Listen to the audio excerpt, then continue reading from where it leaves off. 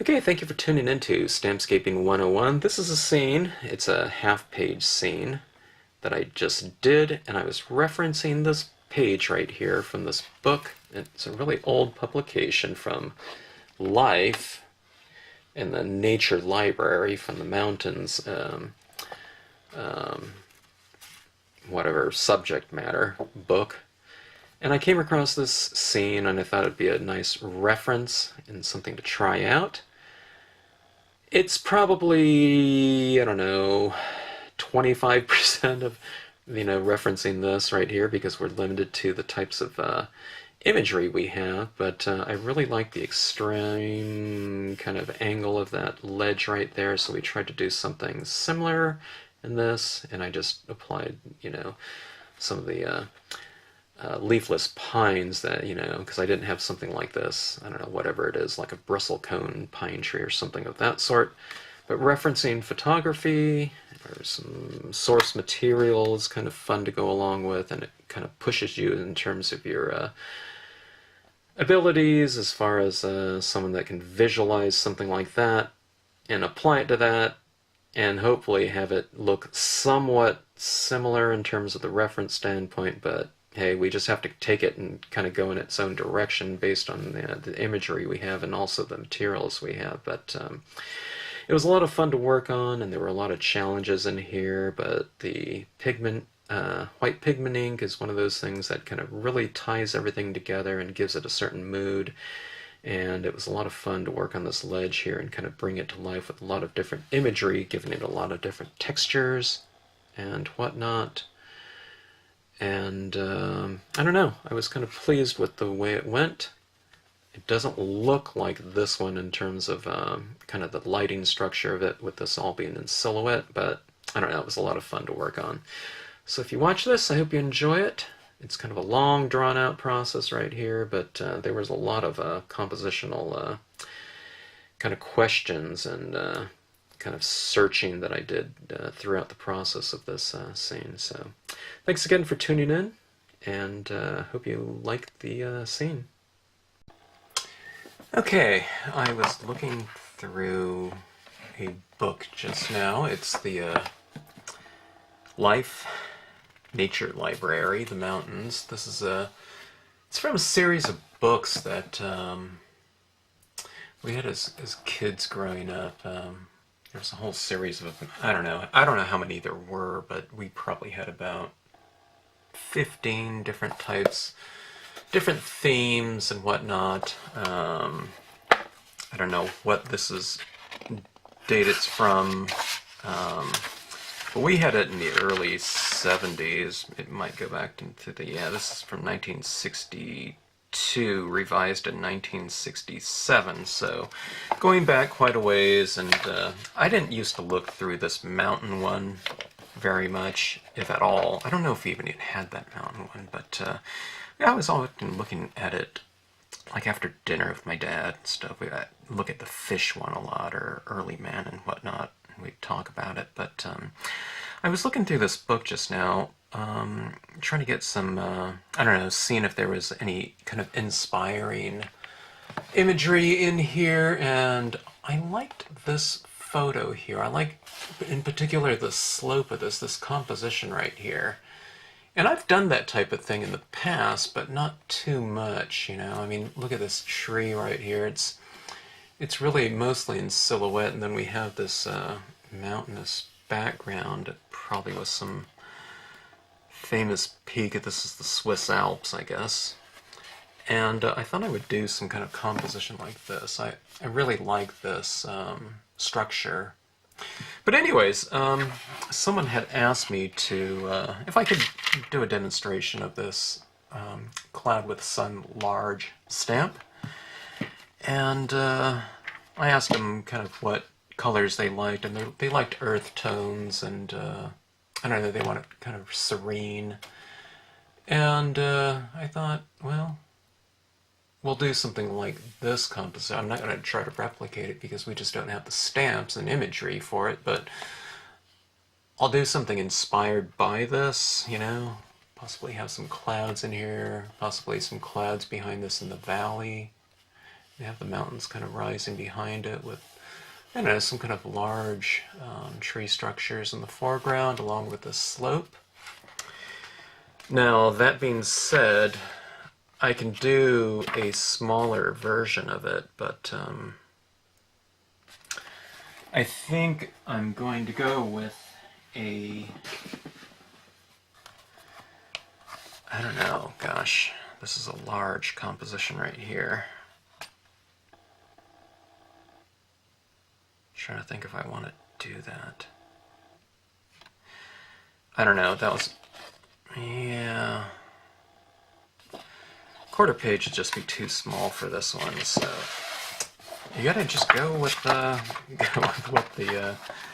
the inspiration leads you. Alright, so here's the thing. I have a few stamps that I'm going to utilize on this scene. I'll be using more, I think, but we'll see how it develops. And when I start coloring this, as far as the imagery goes, I'm going to take a little bit more time than I do with some scenes, just in terms of trying to capture that light that I'm going after. When I think about kind of a serene type of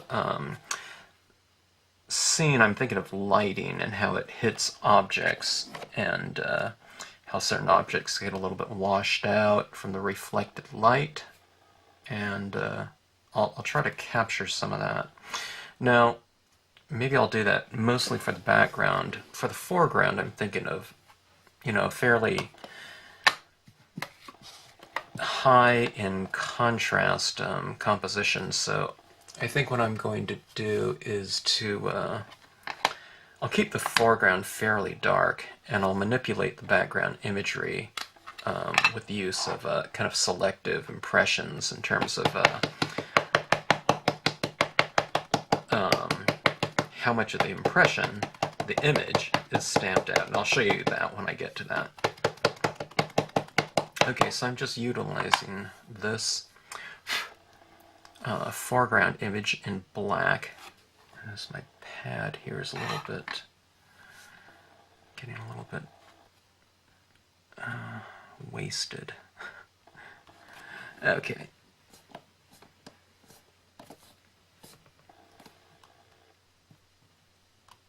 Okay, that's the ledge. Okay. But I need more of it. I'll ink it up again, and I'll roughly overlap about 1/4 inch or so into it. Let's see, I'll kind of tilt it maybe just to change the angle slightly for variation. Okay. See how it's all kind of merging together and blending together.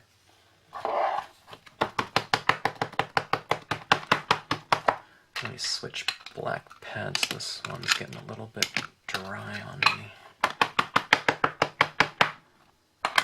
Okay. It went right here, here.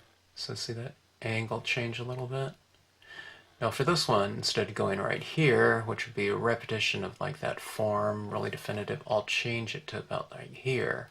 So it's here, here, and I'll go about here. So maybe change the angle again, but see, I want to overlap about 1/4 inch into these ones going like that way.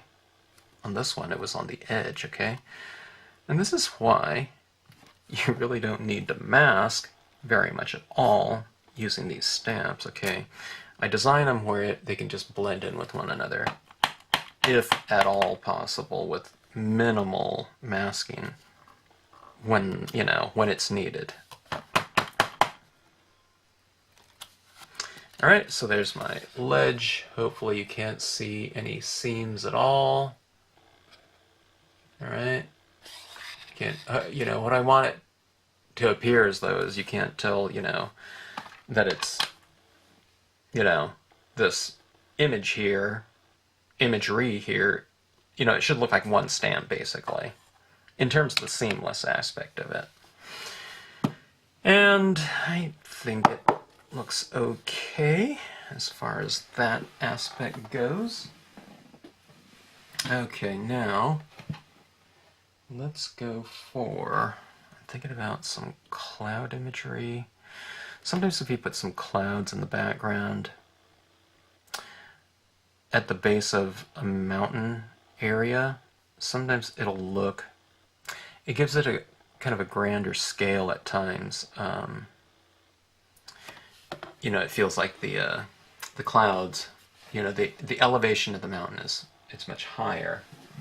So why don't we look into using the Cloud Cumulus stamp. I have a gigantic pile of stamps that I need to get around to cleaning off. Let me make sure. Looks like I had blue in that before. And I'll probably be using blue again here, so let's use that. Okay, I'm going to use a Salvia blue, which is a light blue Marvy pad. It's probably a color that I've used as much as any color that I've used in my life, just because it's the lightest blue from Marvy. If there was another light blue, I'd probably use that one even more, called manganese blue. I need to buy some of those manganese blue pens from Marvy. That blue is crazy good, but it doesn't come in pad form. Well, and if it doesn't come in pad form, it doesn't come in re-inker form, unfortunately. Okay, so I'm going to wipe off the top of this, and apparently I just re-inked that pad because it's super, super juicy, so wiping it off a little bit. Alright, now I may have to do a little bit of masking, but here's my paper towel, and that's my mask right here, okay? Have a little bit of the rock showing, have some of that cloud go into the rock, it'll be just fine, okay? Let's see, I'll go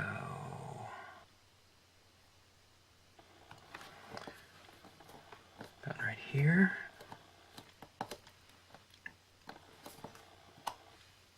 Okay. Now, just as I blended the ledge stamp, you want to blend the cloud stamp, okay? So I'm not going edge to edge, you know, like this straight edge to straight edge. Well, here, let me kind of wipe off the top part of that again as well. But change the angle a little bit, 1/4 inch to 1/2 inch or so, right into the previous one. Now don't rock your stamp. You want to give nice even pressure. If I rock it that way, it's going to give a real definitive edge line, okay? That's what you always want to do, just light even pressure in the center of your stamps as much as possible.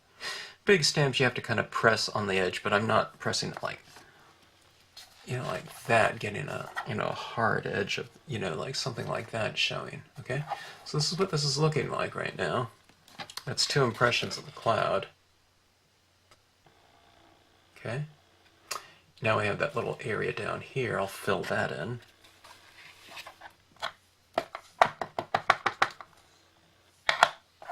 I don't know. I didn't want to do a somewhat of a large scene. This is the large scene for me. I know a full page would be even bigger, but there aren't too many people that do that really. But so this is a large one for me. But I don't know. I think it was time. I haven't been doing kind of more in-depth compositions of late. I've been doing real simple, if not minimal, compositions too, so I don't know, I guess it's time for that. But it's not going to be too complex, though. We're not talking about too many different images here. Okay, we have our mountains now, okay? Or our ledge, and our clouds. Now come the mountains. I think I'm going to use more than one here. I think I'm going to use rocky peaks in conjunction with a tall peak. They all blend in very well together. the ledge. You know, this Rocky Peaks blends in just like those clouds or ledge right there. It blends in really well with itself. Alright, now here is the point where I'm going to show a little bit more kind of selective coloring than I usually do. Alright, let me zoom out a little bit here so you can see what I'm doing. Let me raise the camera up slightly. Alright, here's what I want to do on this.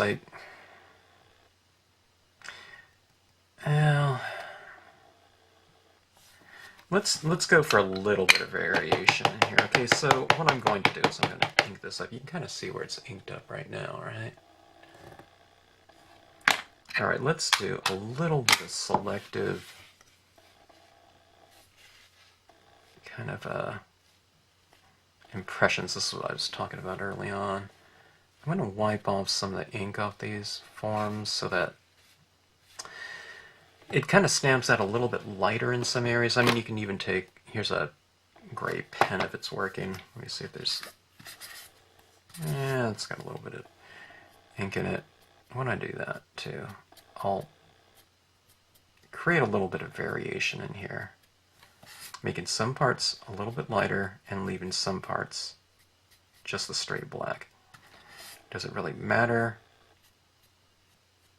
what parts are left black and which parts you vary in terms of value with either wiping off color or using this pen, and the answer is no. Just so long that it's a little bit varied on there, so it's kind of oscillating the surface with variation of values, okay? Taking a little bit of ink off the bottom here, making it dry, and what happens when you make it kind of dry on the bottom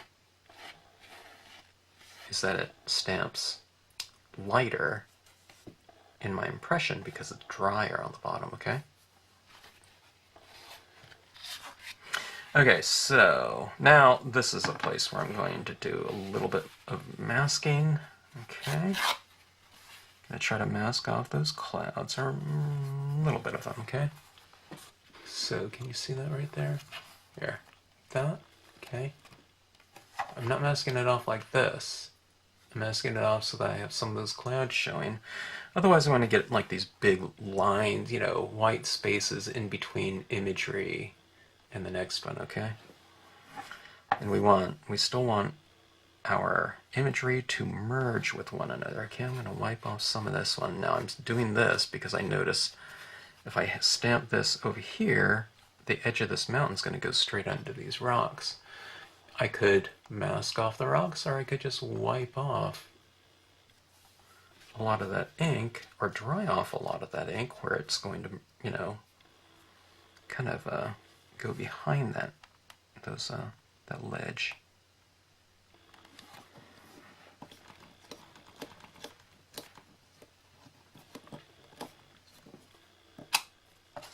Okay, so I'll show you where that variation is. See that? Where I wiped it off? And, I mean, it doesn't look like that mountain is in front of this ledge to me. I'm sure some of that imagery does go in there if you look really close. It's hard to tell though, isn't it? Because I wiped off a lot of that ink. And see, where this mountain, it just kind of fades in, you know, behind that cloud though, right? I mean, the imagery does go into it, but remember why I wiped it off a good amount? So it transitions from darker to lighter down here, and it goes into that lighter area, rather than having kind of this harsh line around that, okay? So you just kind of wipe it off. See this right here? I've wiped off, or I put some of that gray ink on these areas, so it's a little bit lighter and darker, so that you get a varied impression just in the impression itself. So hopefully it looks like kind of light is hitting it in some areas, okay? Now I could go for some more of that, or let's see. Or I could go for this right now. This mountain like so. I could go for another line of clouds behind this mountain. Right here, put some clouds back here, and then I could put this one bank of clouds kind of, I mean a peak coming up from those clouds too. I can do something like that.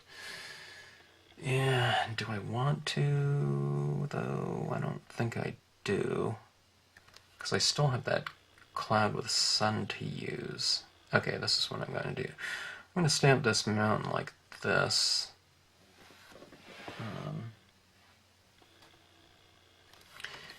Let's approach that mountain kind of in the same fashion as we just did with the Rocky Peaks. Okay, this is Paul Peak here. Okay, we can see what it's going to look like. Now, here's where I'm going to plan out just a little bit more than I typically do. Alright. Okay, so if this is going here, I'm thinking about putting the sun somewhere up here. Okay. Mountain right here, it's a cloud of sun here coming from behind the mountain. So on this side of the mountain, which is this side, let's take this and wipe off some of that ink, okay, off some of these forms.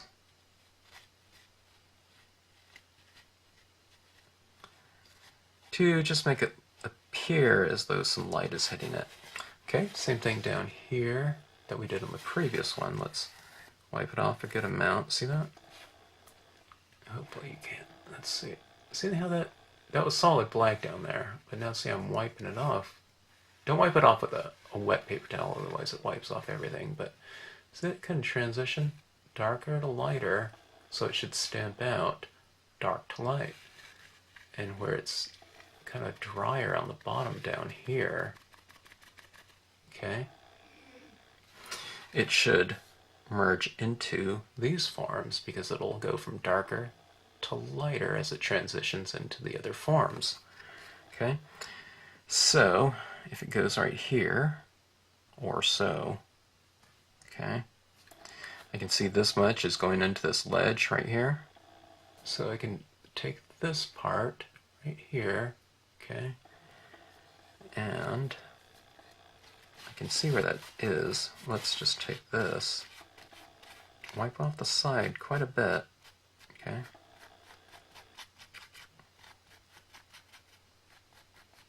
Okay, you can see I've wiped off quite a bit of ink right here. See that? It's black ink. It would be black all the way right here, but I've wiped off a good amount, but you can still see a little bit of that ink on there. So that should just stamp out lighter, okay? Okay, I'm coming into it. Let's see. I'm seeing if I've wiped off enough of it up here. Let's wipe off a little bit more. Okay, like that. There you go. See that right there? This side.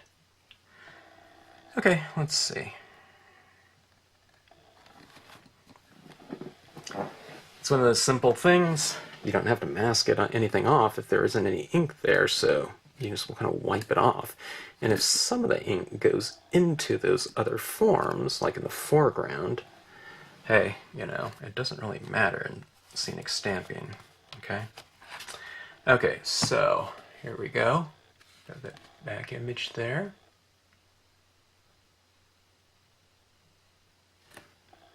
I think that lighting back there is looking pretty good.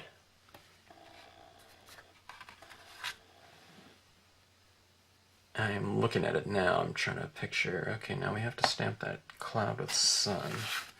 Trying to determine where to put that. I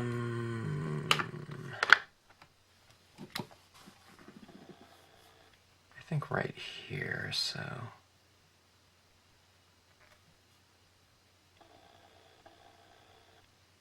Yeah.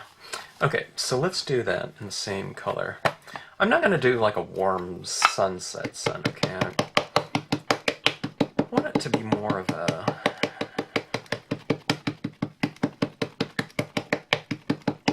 very tranquil, not so kind of energetic color, you know, that stimulates the eye. like a warm tone or reds and oranges or something like that. I mean, you could. But on this one, I'm thinking about more kind of a higher elevation type of thing.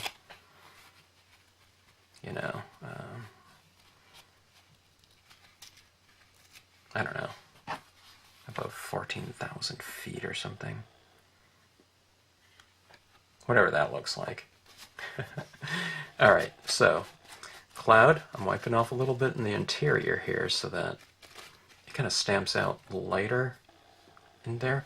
Although this is a pretty light color to begin with. Okay, let's see where we want this to go. I'll kind of have it poking out from behind the mountain a little bit.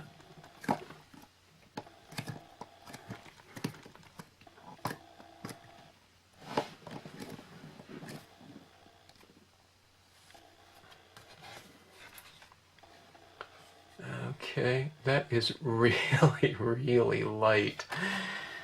I might have taken off too much. Let me do that again. It's stamped out so light I can't even see it. I couldn't tell if there was ink on here either. This is a brand new stamp, so sometimes when they're brand new, they kind of resist the ink a little bit. Alright, let's see here. Let me go a little bit darker.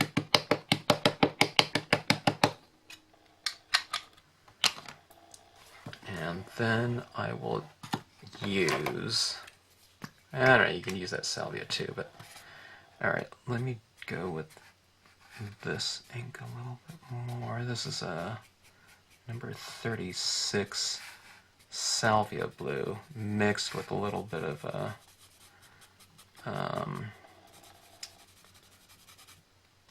manganese blue mixed with a little bit of a salvia blue re-inker fluid, I think. Okay, now let's go back in here.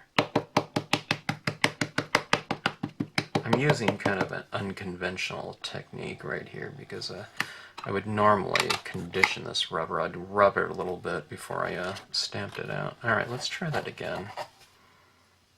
Okay.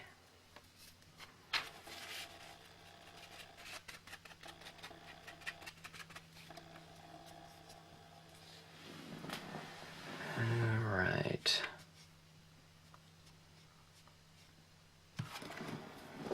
Let's see how it goes. Maybe I'll get a three-dimensional sun, cloud with sun, because I've double stamped it. We'll see. That's how kind of new techniques are born, right?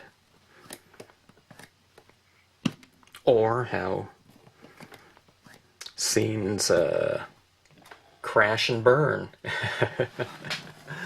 Alright, that looks fine to me. Here we go. See there? And some of that blue is in here. Huh, that came out better than I thought. But, oh, I mean, it was so faint I could barely see it, so stamped it out. I think I was like that the first time, and the second time I stamped it out like that, and I just eyeballed it. No need for a stamp positioner. Unless you're, you know, not comfortable without using a positioner, go ahead and use it. Okay, let's go back to the cloud cumulus again, and we have some more area to fill in. So let's do it with the cloud. I'm wiping kind of around it, like so. I have those billows facing in towards the light, or yeah, the light source, which is the sun. Okay.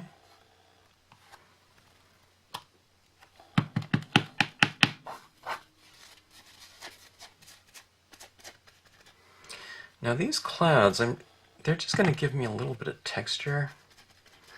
If I color this in and I can't see the clouds anymore, I'll be fine with that.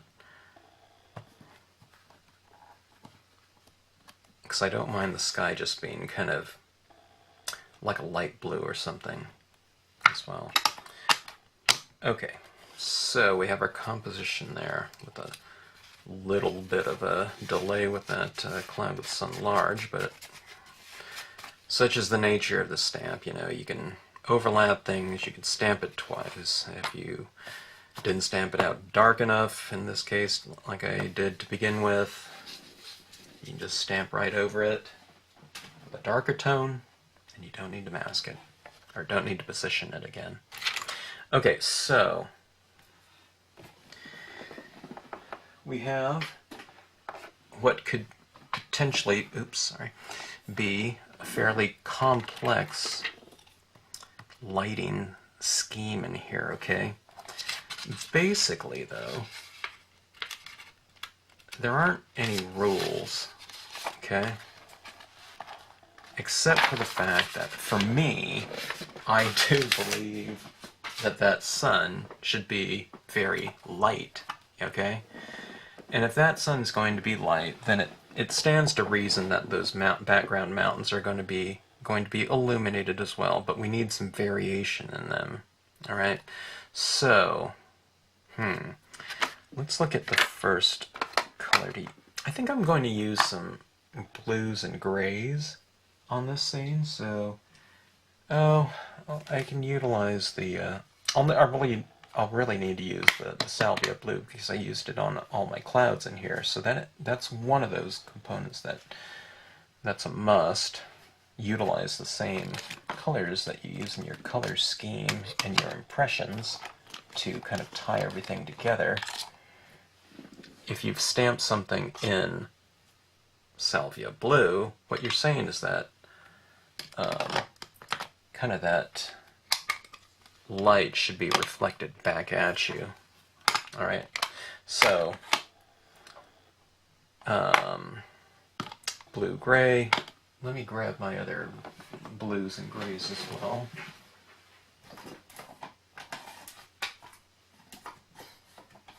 Okay, let's use some Memento inks. We have a London Fog, Summer Sky, Bahama Blue. Bahama Blue, maybe, maybe not. I don't know. Let's see how it goes. Okay, so let's start off with a London Fog. Memento inks are really good at that. They're very thick and they spread easy over the glossy surface of my coated glossy cardstock, okay? So, and they're fairly light in value as well. So, it's not a huge commitment in terms of the value scheme to use a memento ink first. Now, there's darker mementos and there's lighter ones. This gray, it's not real light, but it's also not very dark. Okay, so it's a good one to start off with in kind of getting a lighting scheme started. Okay, I was going to say establishing it, but we'll see if it establishes or not, or if it's just too light to be the establishing tone.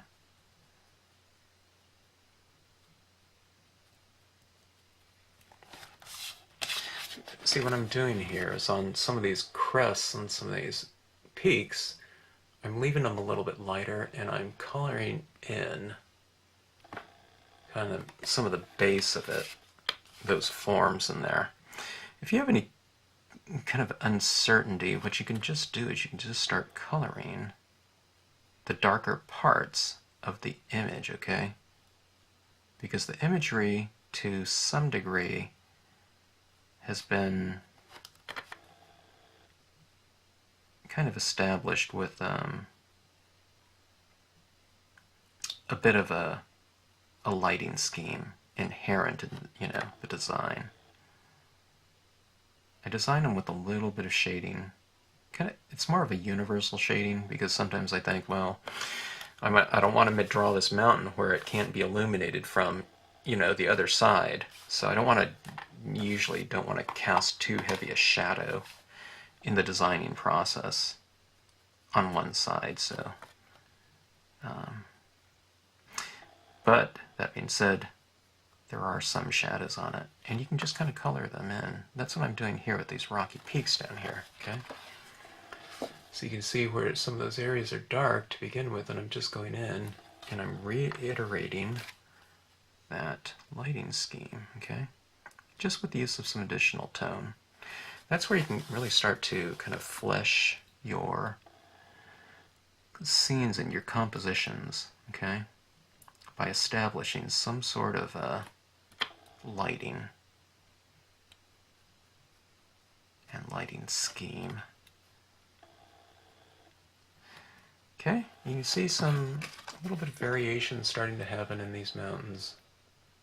Okay, light won't hit everything exactly the same throughout, across a composition, so kind of have fun and vary it a little bit. Don't, get too caught up in like specifics, like, oh, that wouldn't be that color or something like that, or that wouldn't be shaded right there,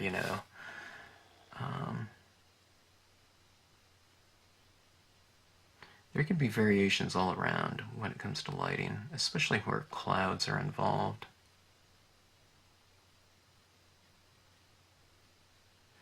Okay.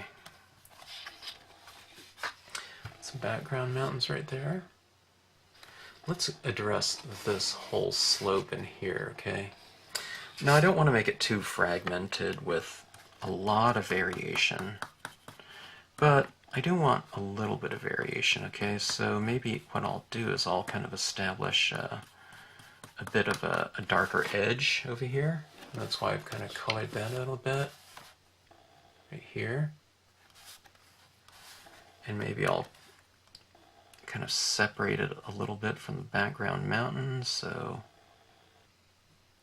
I can put a little bit of a gray tone right here. Okay. But my suggestion would be to have a little bit of light being reflected in some of these forms, somewhere in this ledge form, this ledge space, okay? Something like that, a couple little places of light where light's hitting it. And that's your variation, okay? It keeps things from becoming too monotonous in any given area or space. In this case, it's the foreground, okay? We'll do the same thing. We'll vary the clouds as well, and it's not specific, okay? I could have left this area light and this area a little bit darker. If this area is darker here, then I'd make this area, these two areas lighter, all right? Doesn't matter where you put it, just have it somewhere, just so it kind of, extends the visual kind of language and in terms of the value scheme. In other words, don't make everything exactly the same. Have it light in some areas and darker in some areas. And you won't be disappointed. You'll like it. Okay? And that's all that lighting really is. It's just kind of this oscillation. Okay, making this little sun stand out, so I'm taking some Memento Summer Sky. It's really, really light in value. I can almost go like this, and you really can't even see anything, so it really takes a kind of a thick application of it. Making sure my tip here is kind of moist with it. Let me see. Yeah, okay, it is working, but it is really, really light in value, which is not a bad thing because, when you can barely see anything that you're applying, that means you have a lot of control over it. I don't want to take, a year to apply one color, but, a little bit slower is not a bad thing. Okay, now this is some blue, and if there's blue in the sky, it stands to reason that you'd get some of that tone in the areas that are reflecting that same light. In this case, it's the mountains, it's the foreground. So getting some of that in there so we don't just have mountains are gray and sky is blue, okay? If we had kind of a dynamic like that working, everything would look fragmented. You want it to look not uniform, but you want it to look related, okay? Adding some of this blue into some of my clouds. We want some of the clouds to remain nice and light, okay? Like the clouds are reflecting light, okay?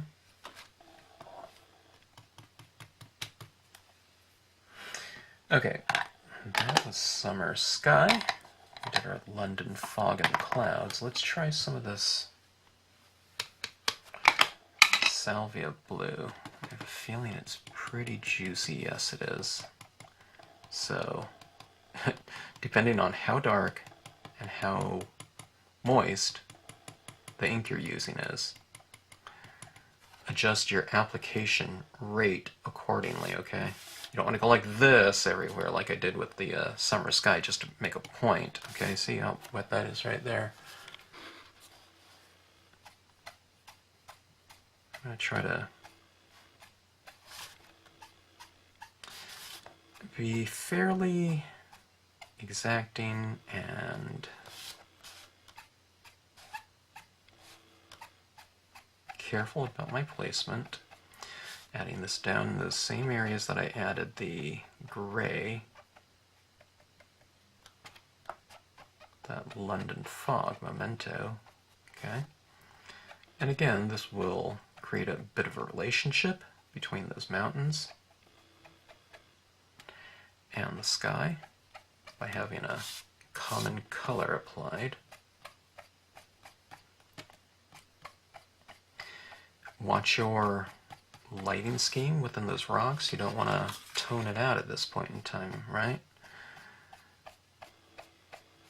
You want to have that area of light still in there for a variation in value.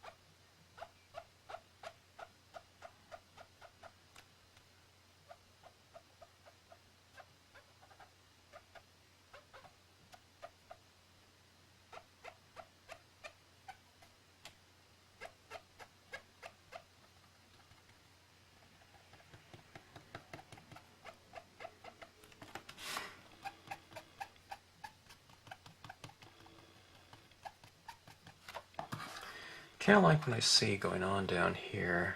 I think those clouds are kind of starting to look like they're kind of glowing a little bit. There's sun right there.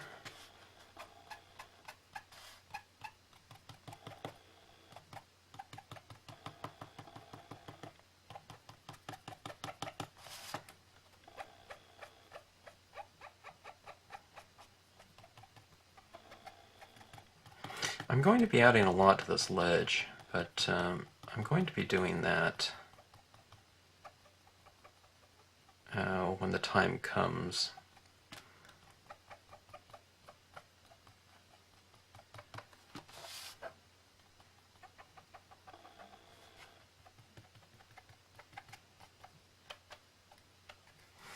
Okay.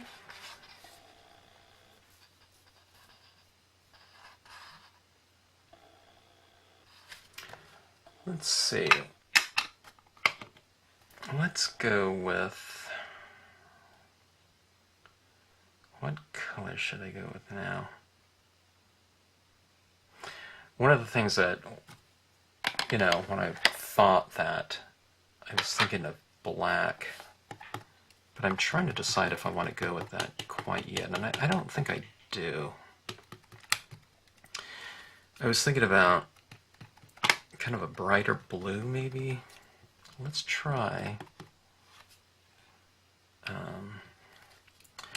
Let's try some of this manganese blue. All right. I don't have it in pad form, but I can just take this and just kind of wipe it on that tip right there. Let's take a look and see. Actually, I got quite a bit of ink out of that pen tip, so almost too much, so just kind of blotting it off isn't a bad idea. Okay, let's see, let's bring this into this. I've always liked manganese blue just in terms of how really bright and airy that color is, or can be.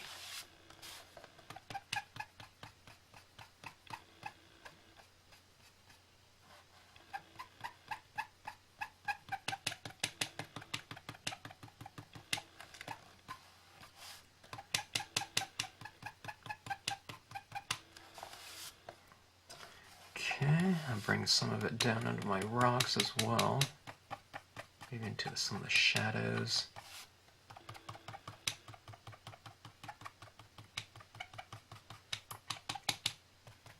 Alright, now this is where I think I'm going to depart a little bit from the color scheme that I've been working in so far, blues and grays, kind of giving it a silvery tinge to certain things. But I think just for some variation, I think I'm going to bring in a little bit of a warm tone in here. You can go with, if you have some kind of like a beige, a distress ink, antique linen or something like that. Tea dye, this is an antique linen right here. You can use something like that. Let me try it here. Light, you know, but a little bit warm, okay? And see that right there? I don't know if you can see it. There's a little bit of a warm tone right there, tinge, and it's light, so that it does harmonize, I believe, with the color scheme in there, although you wouldn't think, okay, tea dye and blue or something like that would go together, but I think it does. Okay? Just because it's so light in value. Okay? But I did think it needed a little bit of warmth. Okay? Somewhere. I was looking too anemic without it. I can even put some of it on my mountains, maybe. Maybe they would be reflecting a little tinge of warm light.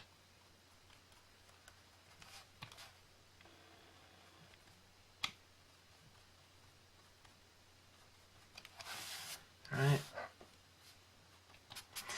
I don't know, it differentiates it a little bit from the clouds as well. I want it to blend in, but, you know, there's certain areas that I want, you know, to also stand out a little bit, but maybe not so, you know, strikingly so. It could be fairly subtle. Okay, see a little warmth back in the... Okay, back. Had a little delay there. I forgot to wipe my memory card before I started this video, so kind of ran out of memory. Anyways, going along here, establishing those kind of values in here. Okay, this is going with black. Now that's going to be getting fairly dark, okay, so you have to be careful about your application of it. I know I am. This black here is not, the pad isn't overly inked. It's kind of dry actually, so I I'm not getting too dark of a value with it.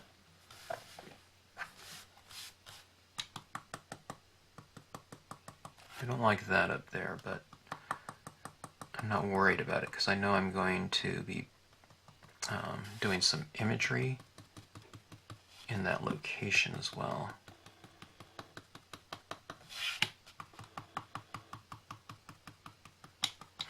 Everything kind of is of a certain value right now, okay?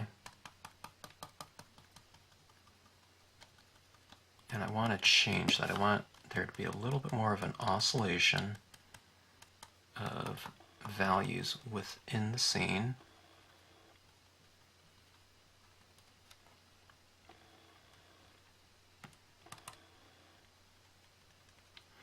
So I'm going to try and establish that.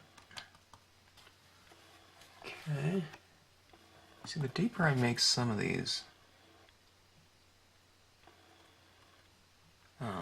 forms within the design, or in this whole space as well, I think it becomes a little bit more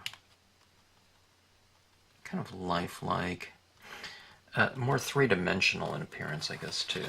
You know, you're saying that light is hitting it in a certain area, and certain areas, you know, there's just less, less light, which would indicate a varied terrain instead of it just being kind of a flat object, okay?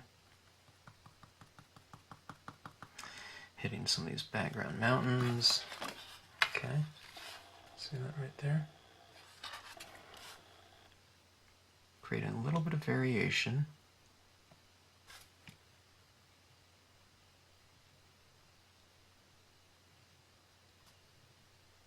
I kind of have this at an angle like this. I'm doing this type of thing.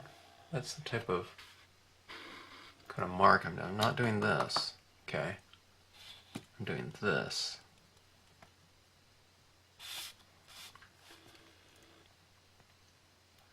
Now this one I'm doing this, like this, you know, just little marks like that, okay? See how I'm just kind of pulling that ink along? I'm pulling it usually. I'm not pushing it.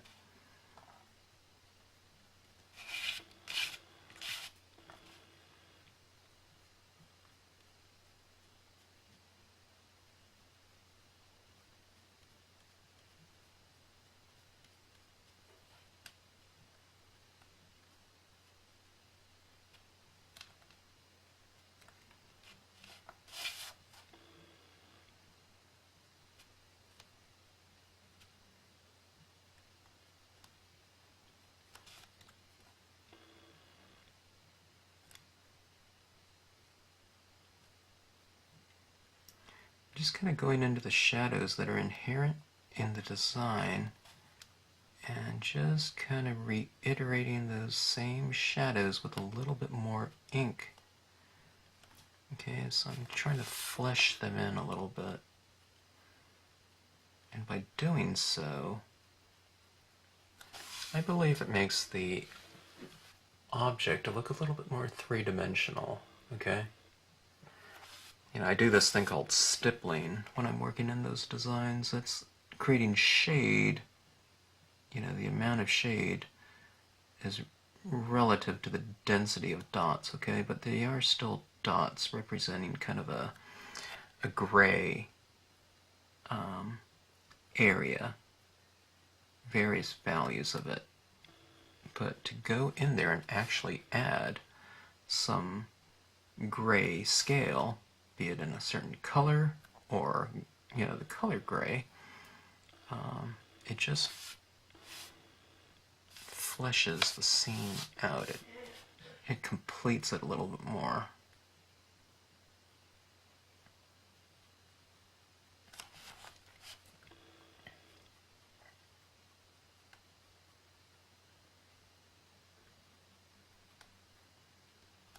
Okay. Now, this ledge area really needs some help, okay? But it's fine. I know it was going to.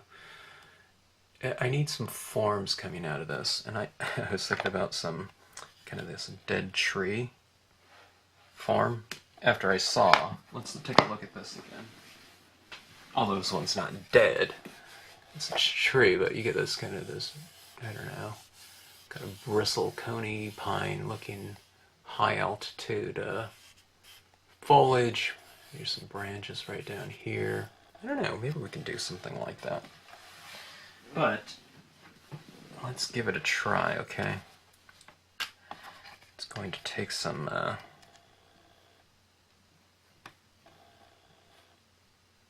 good imagination here as far as where to place it. I don't have to go so large, but I think I will. Though I think that's a good spot for it right here. It's kind of like that composition. I mean, the photograph. I don't know, a little bit in terms of the placement.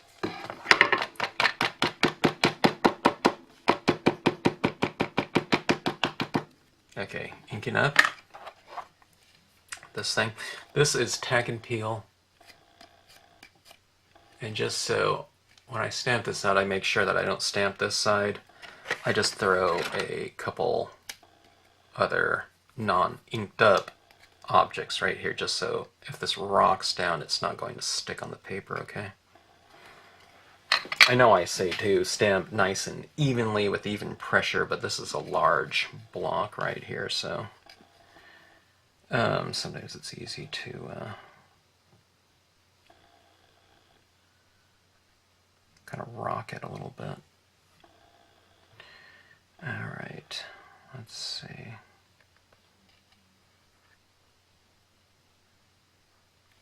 I'm trying to... let's wipe off the bottom of that a little bit.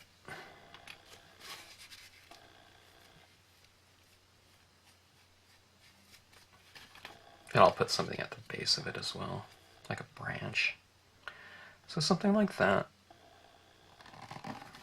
Or exactly like that, because we're going with it. I just didn't want to obscure that peak right there, you know, the summit.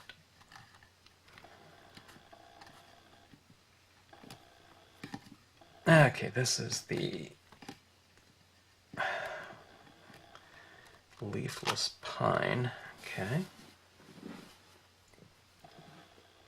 Pretty dramatic. Looks very dimensional, I would say. So what we have is that. Looks like, you know, I don't know. It's kind of, I guess it kind of looks like it, you know. I mean, we have to, you know, we're using what we have to work with, so, I don't know. Looks acceptable, I guess. Let's go with another one, I think. Another impression of it over here. I gotta take this off, make sure I don't stamp over that. It's a little bit moist, not a whole lot, but change around those right there. Okay, here. I'll put this over here. I didn't want these things to press into that image. Okay, so I'm going to put, well, maybe go like that. Over here? Okay.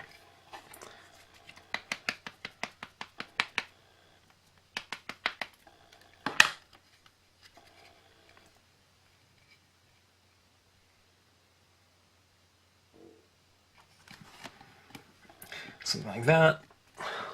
Lower on the composite. You can see where I'm stamping off the page a lot.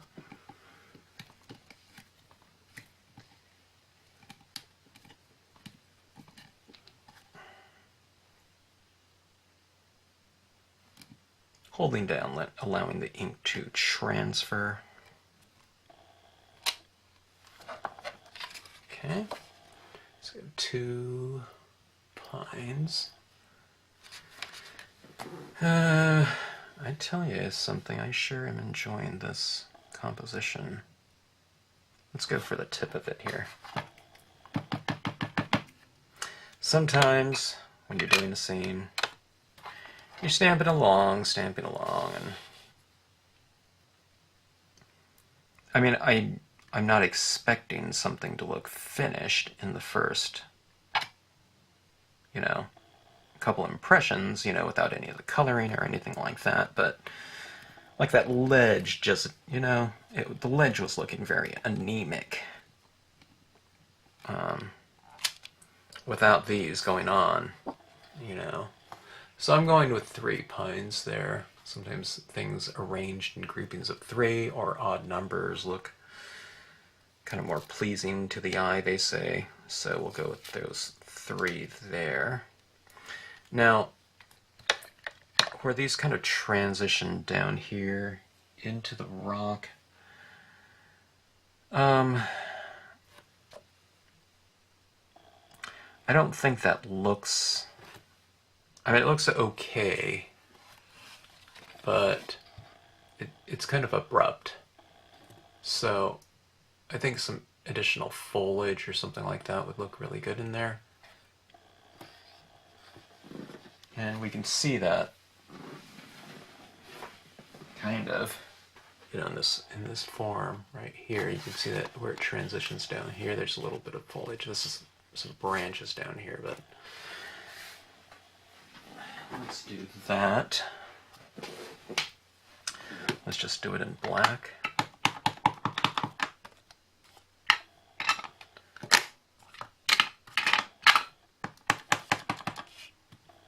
This is the Foliage stamp. That's what it's called. All right. This calls for some serious masking in terms of a red paper towel, right? I'll mask that off like so.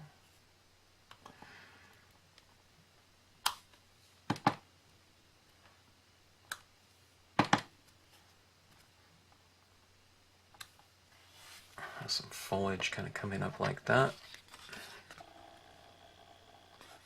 Okay.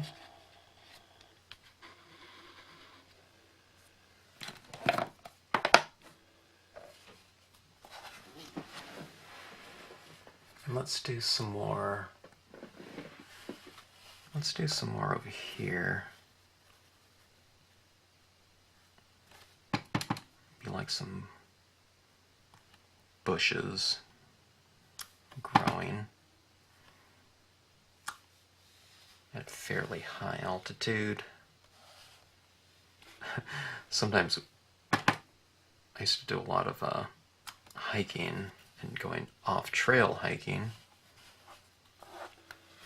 which I always loved more than kind of just sticking to a given route. This is in high traffic areas, so it wasn't causing any negative impact on the environment, but I'd often get into these ledgy areas like that, trying to go for the summit, peaks of, they call it peak bagging, getting to the summits of various mountains, and sometimes in some areas it was just like a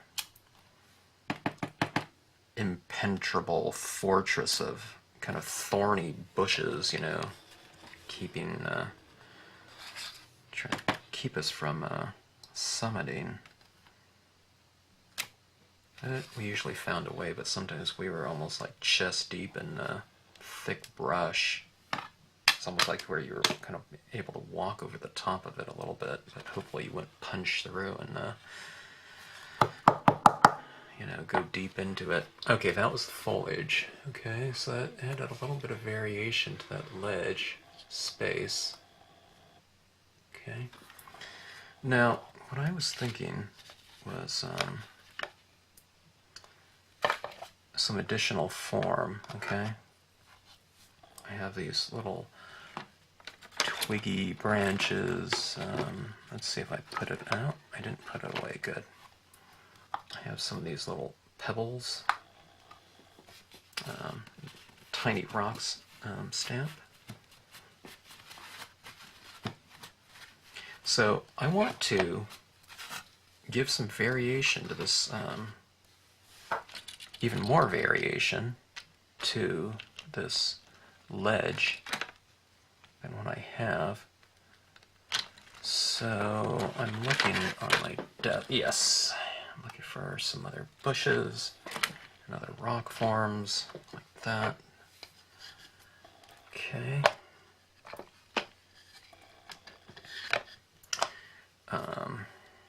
Yeah, this one might be too big. That one's tiny rocks. I think large. And one of these is a winter brush, I think I call it. We can use this in here somewhere.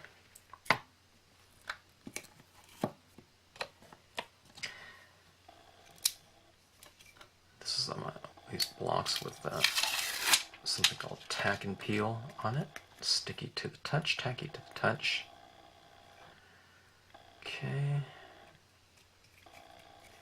Temporary mounting system like that. Okay.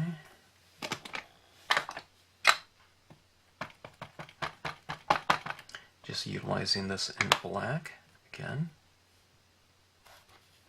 Okay, you can mask off if you want to. It'll look like it's coming from, you know, behind certain rocks and in front of others.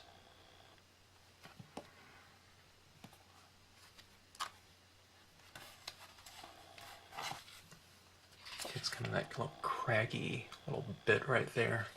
This image right here is, I don't know, it's starting to become one of my favorites. I didn't use it too much for a while, but it really can add a nice texture to certain areas. I mean, it's small and subtle in a way, but quite effective.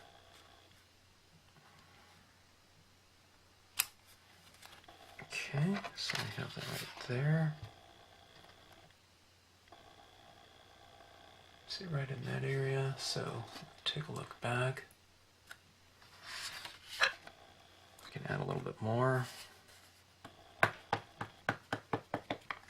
Maybe down here. So it's kind of layered in the foreground and in the background, just like the foliage stamp. Okay. Seems like it's appropriate in this area. That kind of reiterates kind of what's going on with the these kind of leafless trees. All right, now I just already stamped that out. Let me do this right here. Once, twice. Okay. I'm gonna go with this one. I inked it up black, stamping it once. Okay. And I'm going to put this masking, well, let's not mask over that whole area. Let's mask off some of it. And I'm going to use kind of just the tip of it for the background of the foreground. Okay, so it's just getting a little bit of it up on another area of that ledge up there. That was kind of a boring area. Okay, so that is that. Always replace your tack and peel with that plastic again so it won't get dusty. Let's take a look at this little tiny image in the form of tiny rocks. I even have tack and peel on this little block. Super tiny block.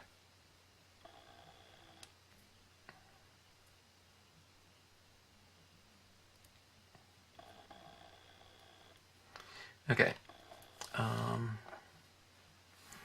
I'm going to put a little bit of texture onto these rocks right here, just for a little bit of variation.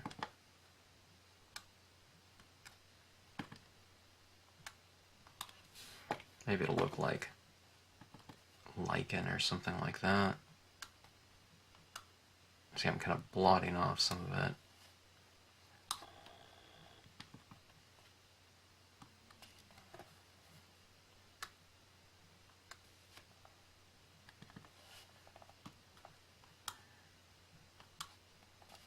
tempting to kind of give some of these rocks a little bit more kind of character. Okay, you can see those little, or can you? So textures right there. It's kind of subtle. Those little specks down here. You can see where there isn't any in some areas. See that background? There's a little bit in there, kind of behind those bushes. Maybe somewhere in here would look good. Okay, it's kind of right in that area. Okay, now I did that in black, but we also colored in some of that area with gray. Let me try a few impressions just in gray. Okay, I don't know if I can see it at all actually. It might be too light.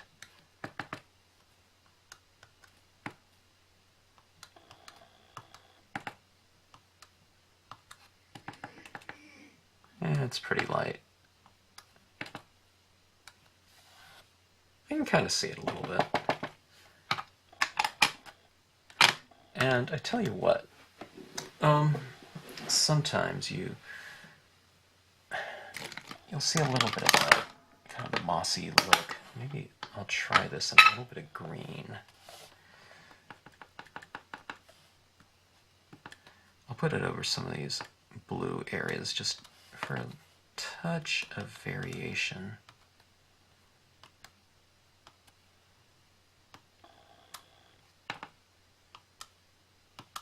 Kind of subtle, you know. Here, I don't know if you see that kind of glowing little pale green. That was pale green, actually, the name of it. Okay.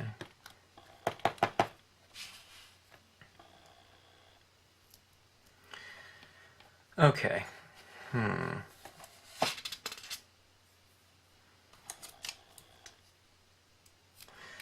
I think this would be appropriate to have some kind of bird flying around in the background right there. And maybe some more detailing in the sky. A little bit of subtlety within here. But I am going to give it a little bit of time to set up. It's not real wet to the touch or anything like that. But I want to do more on this scene, but I'm not quite sure what yet. I know some kind of foggy mist. Okay, I'm running out of everything in this scene. That was my video card, and I just ran out of battery, so threw in another one. But I'm going to utilize a lot of Colorbox pigment ink in here, and I think I'll use the bleed-proof white, certainly on these trees, capturing some of that light. That'll be like really fun. And I don't know, I think we'll go from there. Yeah, maybe some birds or something like that in the background. And I don't know, maybe something else on these rocks if I want to go for a little bit more variation. I'm not sure if I do, though. I think it looks okay as is. Alright, for sure, some additional shading in here, though. Now that I look at that tree, I can anchor it down a little bit more with some shadow. And some pens, maybe, for a mountain. I'm talking about alcohol-based pens, like I can utilize some of these gray tones. These are La Plume Permanents, just any kind of alcohol-based marker to go and add some detailing in here. But the thing that I really can't wait to get to is some of that pigment ink, because I really want those clouds to be really airy. Maybe some of that mist would be kind of creeping over this ledge in some areas. A lot of kind of misty, soft, billowy clouds, and I want to manipulate that background mountain quite a bit with some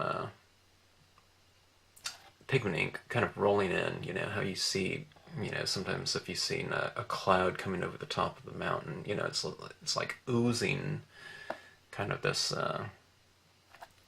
little shower of mist over the top of it, and that's really cool to see too. So, but that type of thing would look good somewhere around here, and that would involve pigment ink applied with some cotton swab or something like that. You know, I could probably put a little mist around in here, but maybe not too much though. Maybe we'll keep that for the background, but we'll see. I'm going to give this time to dry, and I'll come back to it again tomorrow. Okay, I've given this some time. Actually, I've been out a couple days, out in the wilderness, doing a little hiking. It's always a good idea to get out once in a while. But I've been looking at this, seeing if anything kind of stands out in terms of what I should be able to do to enhance it. Check out some areas that need something, and this legend here, there's like a diffusion that's kind of happening right back in here, but it looks real crisp in here.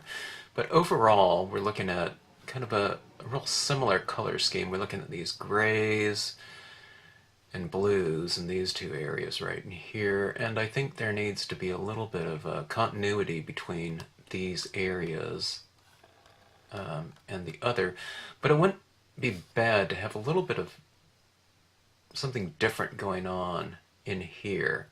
And what I was thinking about was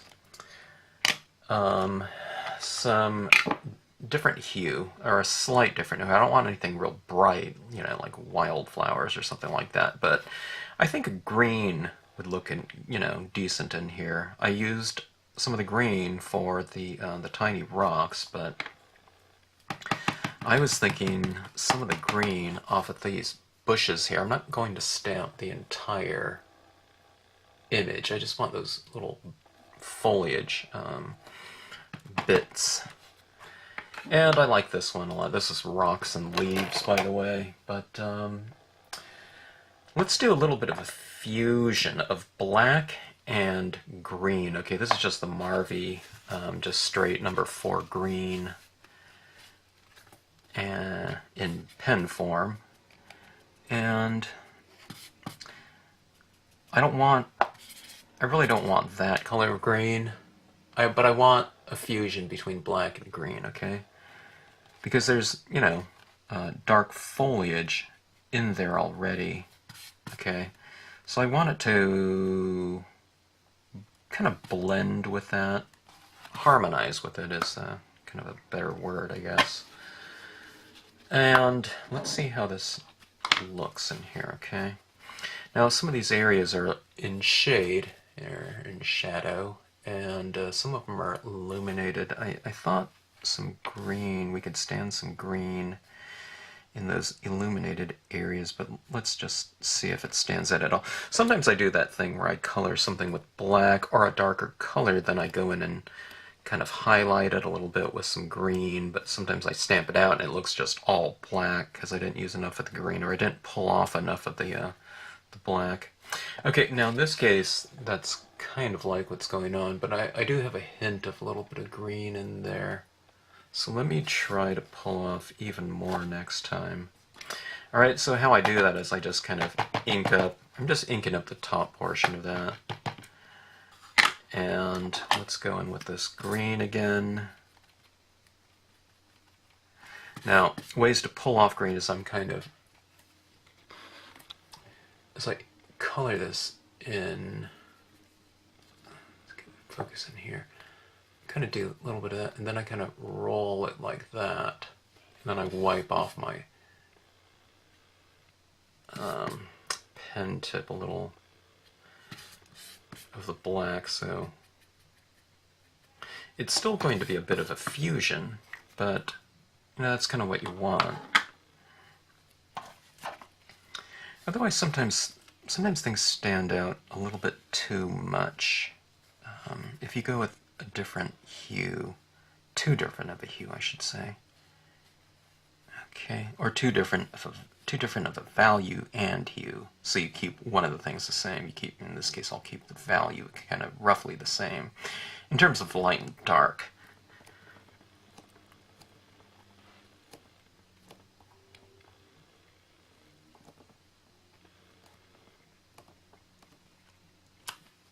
okay, oops, that's a little bit more like it. There's a kind of a touch of green in there now. Okay, so it looks kind of like that. It looks kind of strange because it's an isolated impression of green, so we'll need to carry that hue into a couple other areas here. Just so it's not this isolated impression, you know, only impression of that hue. The hue being green, of course, or a kind of a blackish green.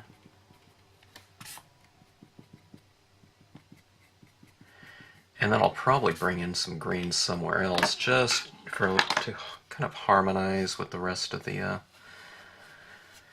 composition. Now I'm masking off a little bit just in case. I don't want to get some of these rocks in here. I already have enough rock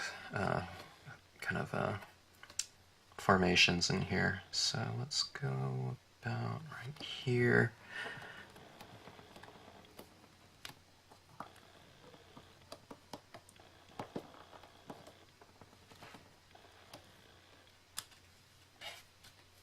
Okay.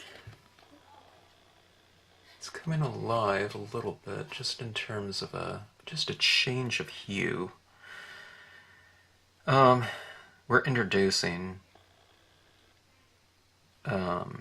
a different hue into the mix, so you know, it's changing a little bit. And I talked about this in one of the videos about kind of tweaking a scene, easy tweaks, and that's just to introduce another hue. You know, we have grays and, you know, a little bit of warm tone, but something like this green will kind of just extend our color scheme. You know, if you saw color wheel, you'd see it broken up into the different colors, hue, and we're just kind of, you know, extending that range a little bit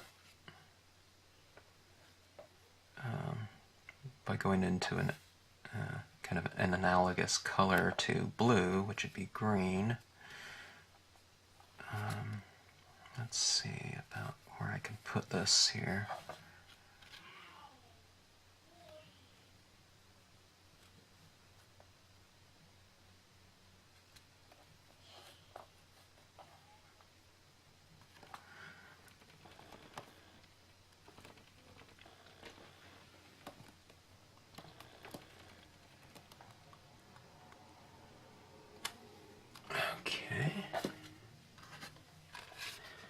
So it's really getting a treatment of a new shape.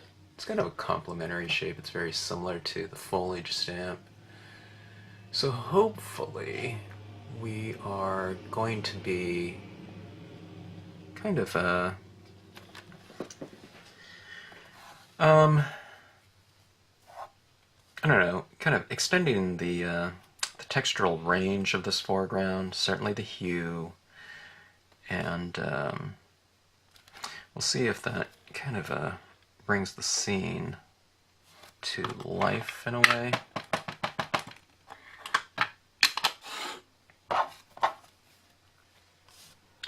I like the kind of the structure of it right now, but you know, it just needed something in terms of the composition. Sometimes when I start doing this, I feel like there's more opportunities for variation in the foreground right here than in the background, because something is so distant. And what for me kind of was originally more about this area in here and the grandeur. I was thinking about putting this in silhouette. I think it's going to become more about the foreground and kind of the variations in here now. But we'll see. I don't know. We'll see what happens.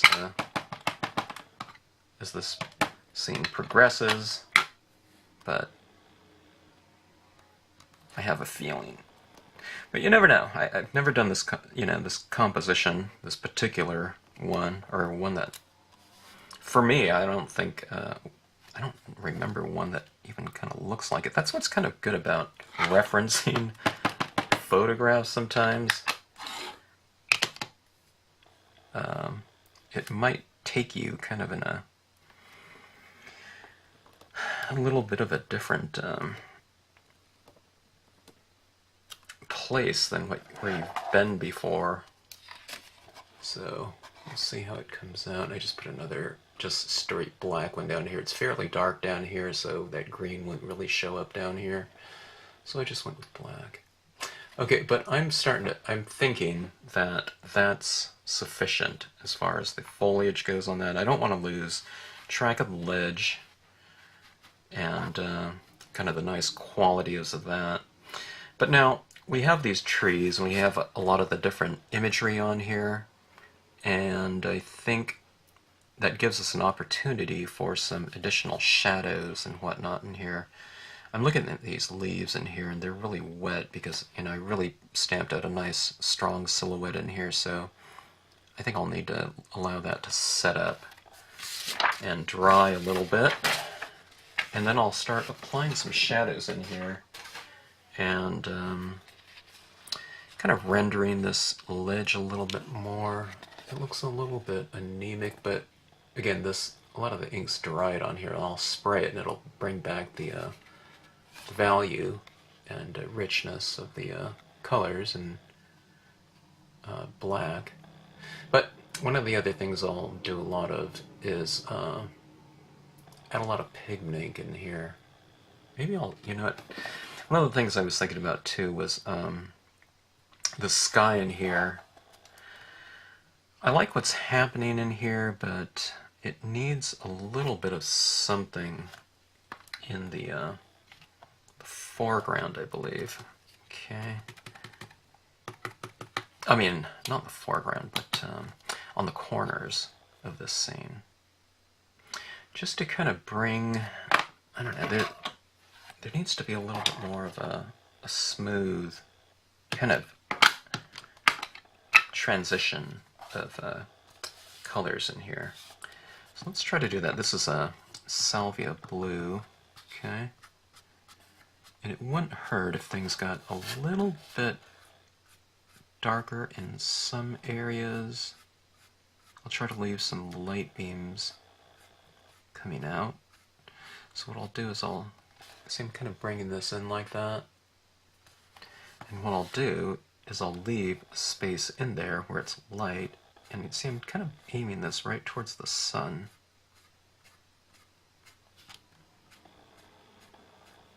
Always coming from the outside edge in, okay? With a really light touch. Okay, so we get this kind of beam coming out, and I'll do the same thing over here a little bit.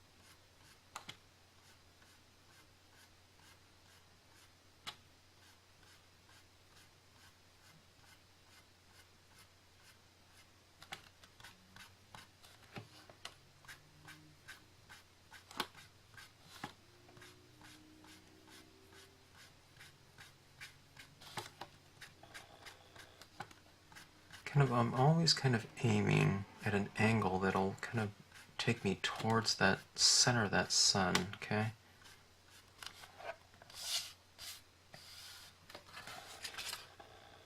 Like that. Maybe that's too much, but let's see.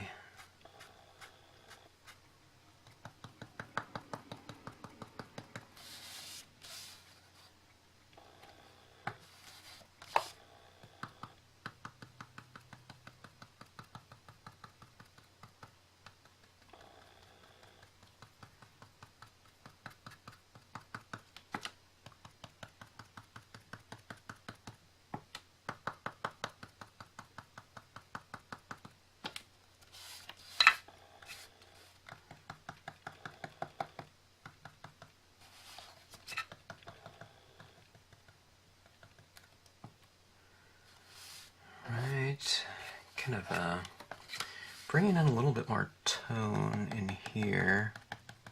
I do want those clouds to stand out, but I do want them to harmonize with the other objects too. Okay, I just brought a little bit of that green, that wet green off there into the sky, but it's fairly light right now, so it's not bad. Bringing some more of that blue into those hills, those mountains.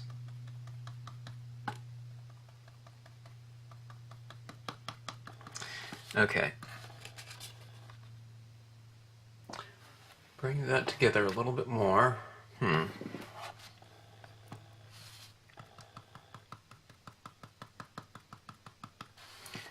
Take it into the sky.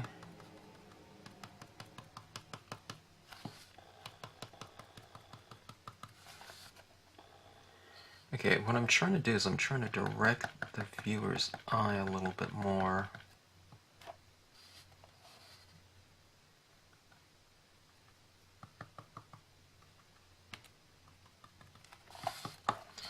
Okay, now that is really wet in there, so let's wait for that to dry, and we'll hit some more shadows in here, and hopefully make the. Maybe I can kind of create some shadows on these trees, you know, kind of being directed by that lighting, and there, that sun. So I'll try to do something with that. I'll see if I can do it with ink, or if I need to do it with or dye-based ink, or if I need to do it with the alcohol inks. We'll see. So I'll need to give this a little bit of time.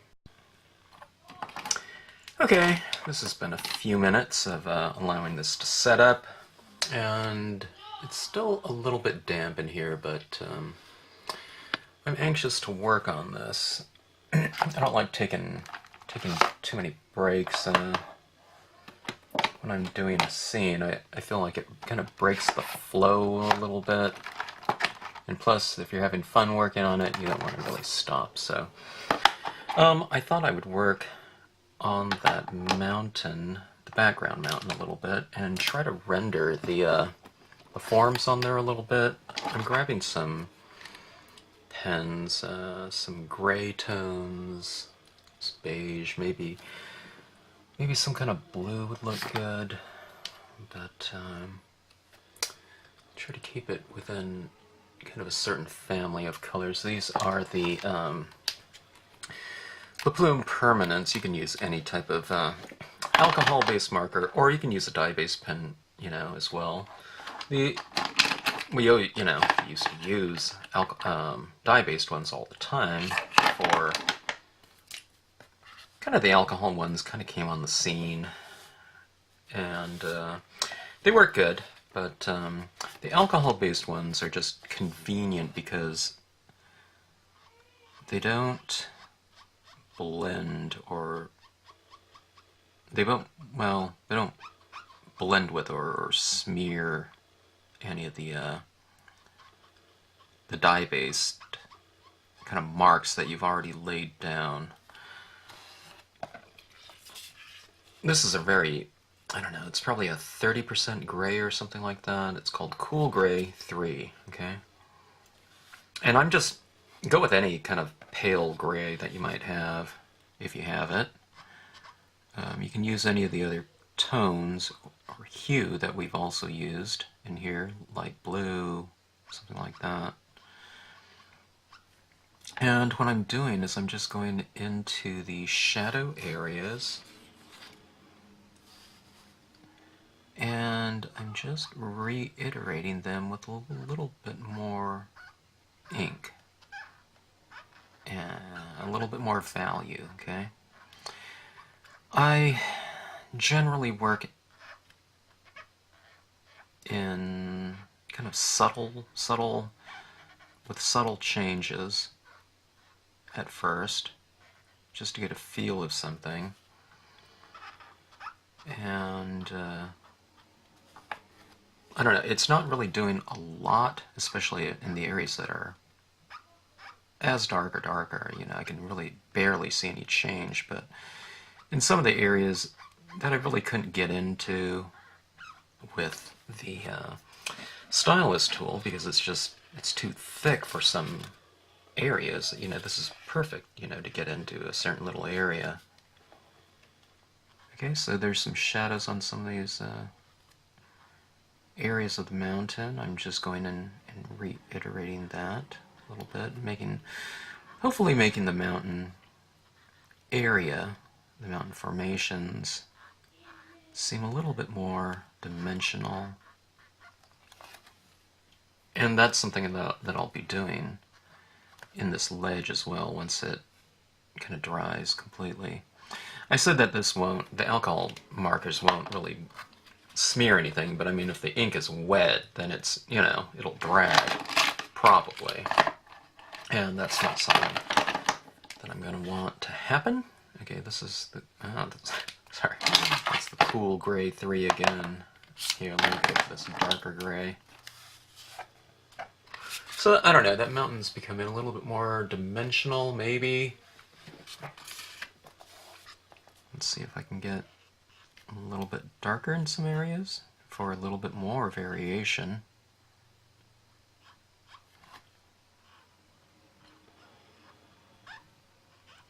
And I'm just kind of hitting the areas that already are dark, okay? You don't have to reinvent anything, you know, from scratch. I mean, you certainly can, but I'm just following the shadows that are on the image, and I'm just making them darker. Now, I mean, the sun is right here, and I could make some of these areas over here darker just to kind of direct the lighting scheme a little bit more. So let's say that these peaks on this side are being blocked by this main one here. So maybe if I make this a little bit darker, you know, it will kind of reconfirm by use of shade which side the mountain is lit. Okay, so that's where the little changes can start to happen. See that? So I've made it a little bit darker over here because the sun is right here. And that's the same thing over here. Maybe this peak is in shadow, so it's like a coloring book or something. You can just kind of color it in right there. Okay, here's some peaks down here.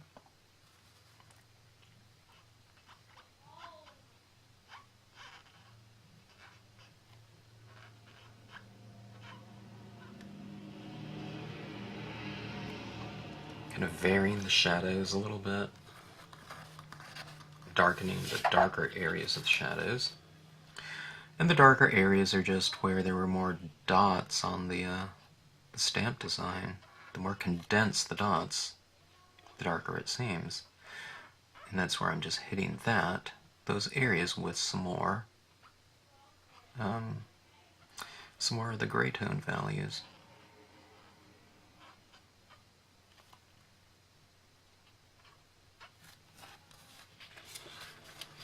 Okay, so that mountain looks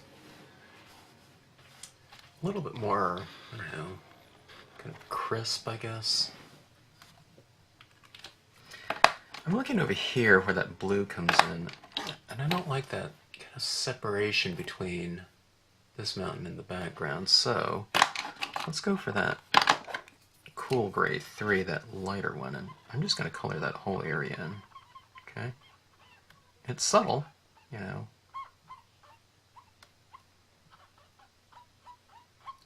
But it just kind of unifies that area with the foreground just a little bit. I mean, this is a really light gray, so... But we'll start it off with that. Maybe I'll come into there a little bit more with the darker gray. I'm not really quite sure yet if I'll do that. Same thing back in here, a little bit more gray. Down that way. How about up here? Okay.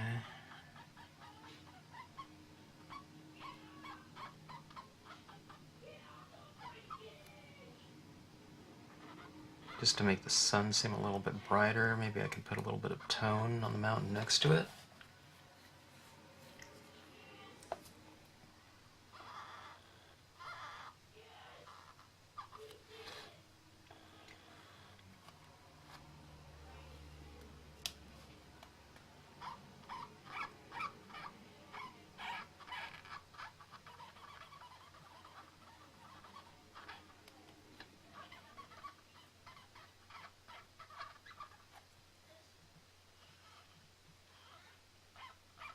Sometimes when you're doing these things, it's you're not really quite sure if you want to, you know, color out a whole thing or not, and you know, you can get a little, I don't know,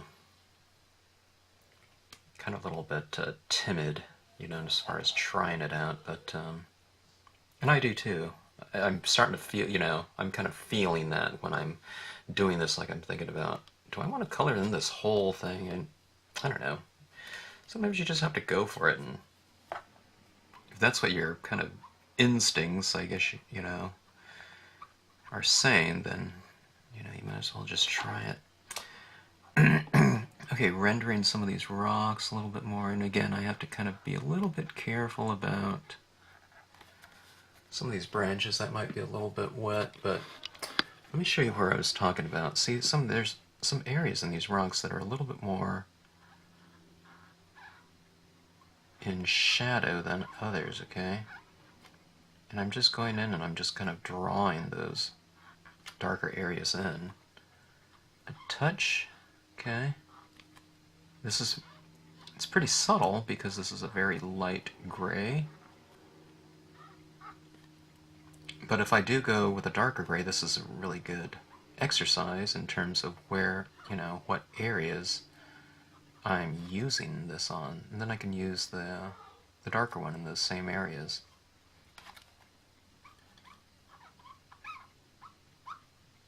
And by doing this, it kind of, if I can see a difference, it'll show me, you know, what areas this shading is working and where areas maybe it isn't quite so effective. So in other words, if you're going to try something out, do it with the lighter tone, and then if you like it, go with the darker tone. Those, you know, it'll stand out more, you know, in a more prominent, as a more prominent mark, just because it's darker. Okay, I like what that is doing. These pens are a lot of fun. I feel I don't know, that ledge is becoming a little bit more kind of resolved and in focus. I use the one gray on here. Let me try the darker gray. Not sure if I have something in between. I don't think I do. It's not real dark, but, well, I don't know. It's like a 50-60% probably gray. I guess that is a pretty decent jump in value, but well, let's try it out. If anything becomes too dark with it, I'll just take my lighter one and just blend the darker one out. One of the beautiful things about alcohol markers.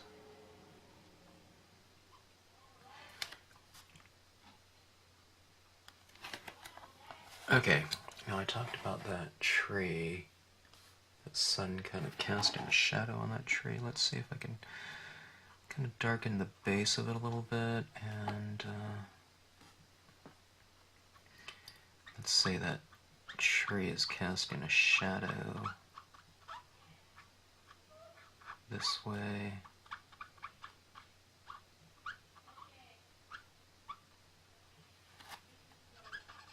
Something like that. See that shadow down that way. And maybe some of these bushes, you know, you can say that they're casting a shadow, or I can just kind of darken in the area below it. Same thing with this one, I'll just kind of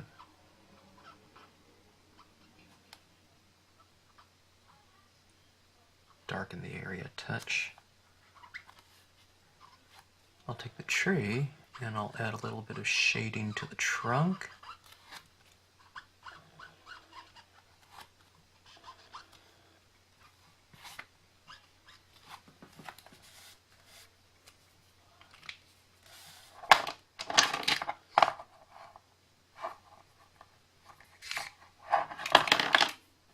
This is camel. Ooh, that's way too bright, although it looks kind of dull on the cap. Okay, this one is apricot. Let's see if we can add a little bit of warmth again with this hue. We used a similar hue in the toning process, sponging process. Let's see if we can warm up a few of these sunlit peaks.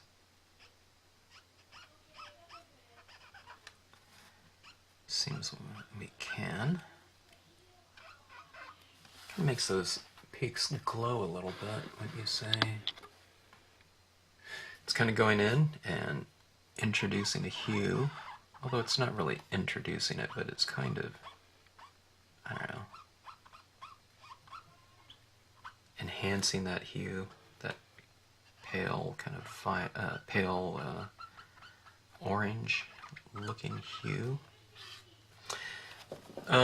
It's added in the background. Let's not to confuse the viewer with having that similar tone. We don't want to look like that. We meant for that mountain to seem like it's part of this ledge here.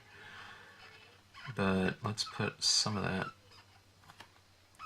color, I think, onto this area just for a little bit of continuity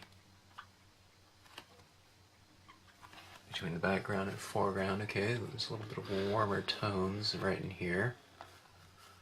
Okay.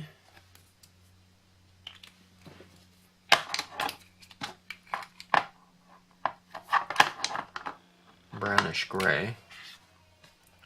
Let's try some of that. Test it out. It's always kind of like you have to kind of find out what color something is, even though it's has this color coding right here. You never really know until you try it out. Or even if you try it, you know, you're probably trying it on a little white piece of paper. You need to see what it's going to look like over your colors, you know, in this type of situation, what you've already laid out.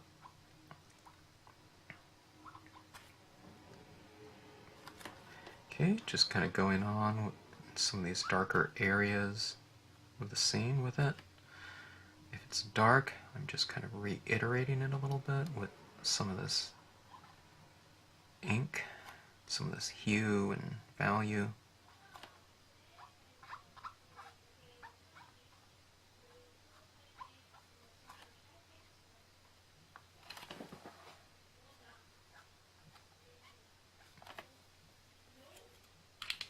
All right. Let's do something for kicks. Let's try a real pale, kind of Perry. In fact, this is periwinkle, okay? A little bit of a purplish hue to it. It's very light in value, okay? Purple Mountain. Purple Mountain's Majesty, kind of the background. It kind of relates to that pale orange a little bit. Pale orange has a little bit of red in it, of course. And so does violet. In this case, it's periwinkle, okay?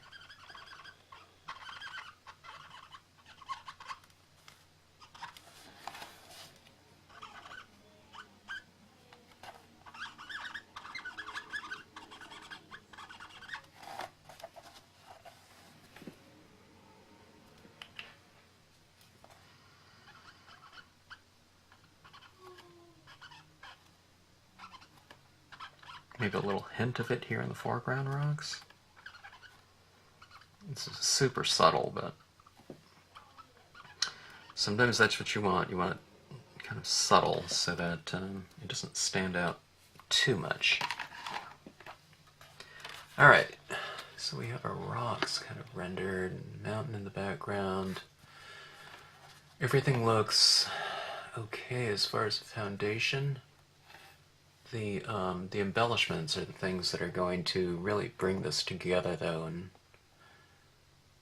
I don't know, kind of give it its kind of spirit, so to speak. But I'm looking on the upper left and right corner, and I'm wondering if I want to vignette that area just a touch. Let's go with some gray tones, okay? Or no, tone, gray tone. This is just the Marvy number 12 gray. It's just your basic gray. Use it if you want to, or a gray tone if you want to. If you don't, then don't.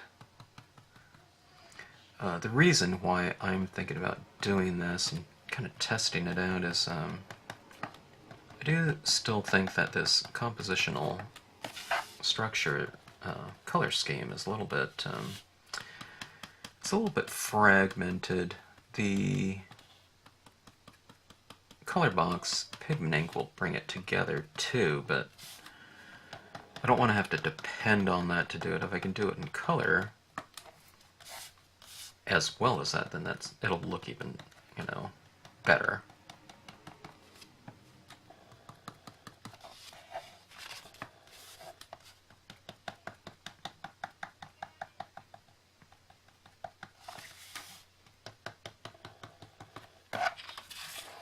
Alright, looking pretty good, I guess.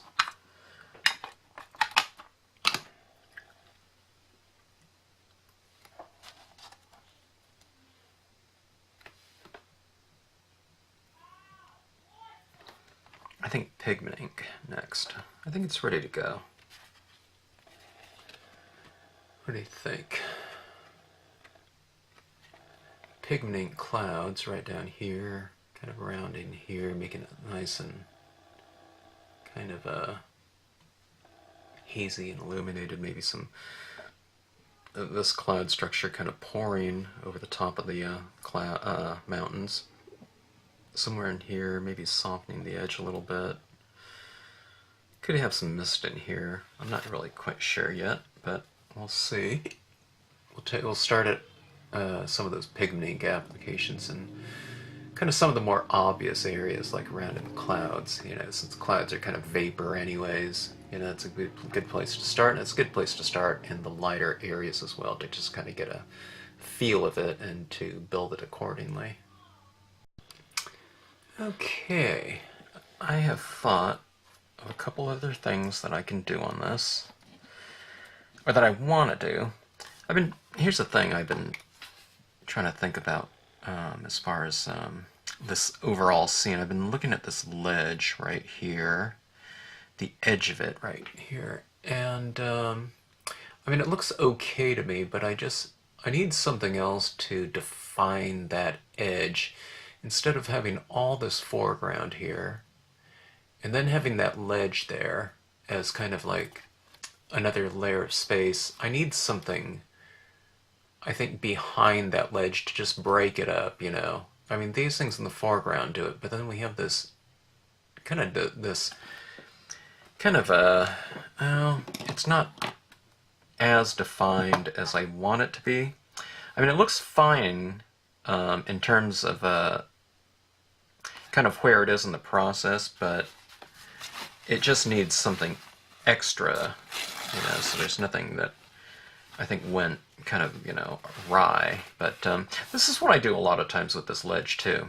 I'll use things on it, in front of it, and in back of it. And that's just, I don't know, I didn't think about doing that this time around. Maybe, I don't know, maybe because the configuration of it, I rarely use it at that harsh of an angle, you know, like that, you know. I'll tweak it here and there a little bit, but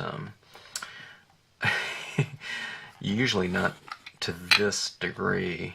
I don't know, I probably will more in the future after doing this one, but anyways, what I'm going to do is I'm going to keep with the kind of repetition of form idea in here with a smaller version of the that leafless pine tree. And I think possibly going out and into this area yesterday that had a lot of these leafless pines around from a 2003 fire. I don't know. I don't think it gave me the idea. It could have, maybe on a subconscious level, but anyways, just seeing, I don't know, the depth of trees from that fire could have inspired it, but I'm not quite sure. All right, what I'm looking at right now is I have that tree in there, and that's just what it needed. It needed something kind of in the back of that ledge. Now I'm looking at this area right here and wondering if I want to do another one. It can represent a smaller tree, but it can also represent something more distant. And I don't know, that's for the viewer to interpret, maybe. What do I think? I'm not really quite sure, but it doesn't really matter to me either. I just like it for its form. I think I'll have another one coming out, but maybe let's keep it more,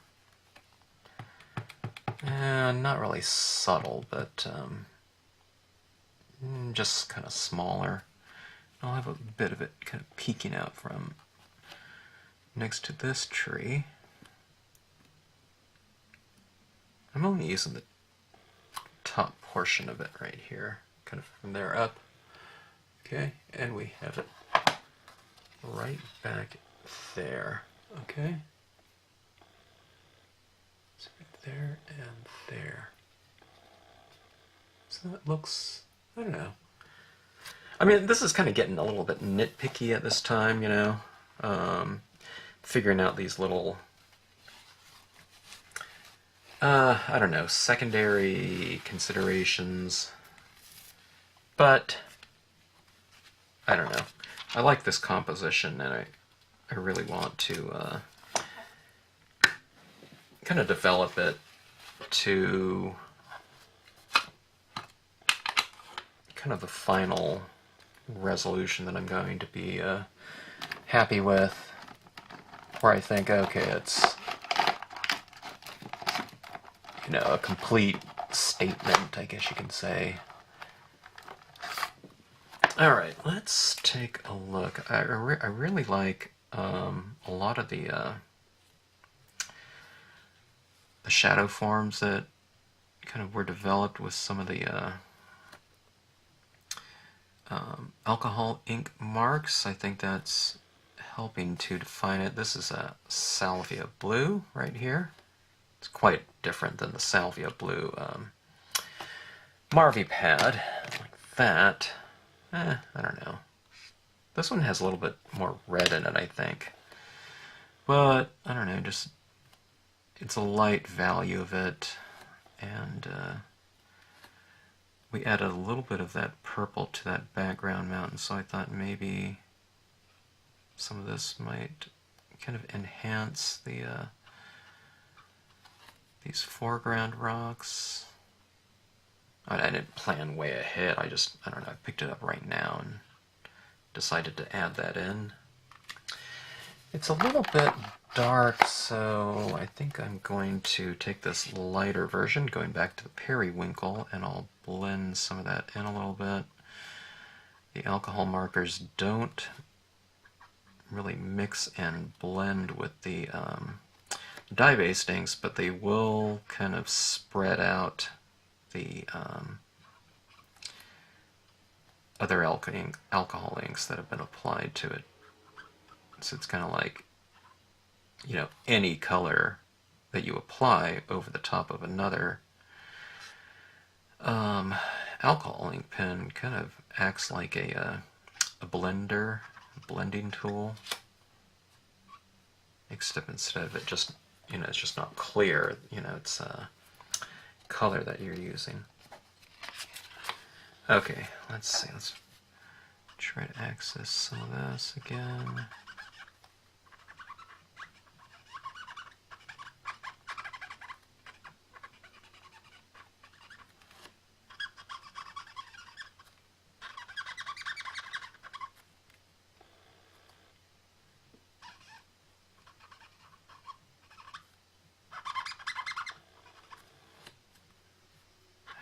I hope that squeakiness isn't driving any of you nuts.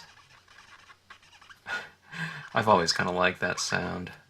I don't know, it reminds me of something. I'm not really quite sure.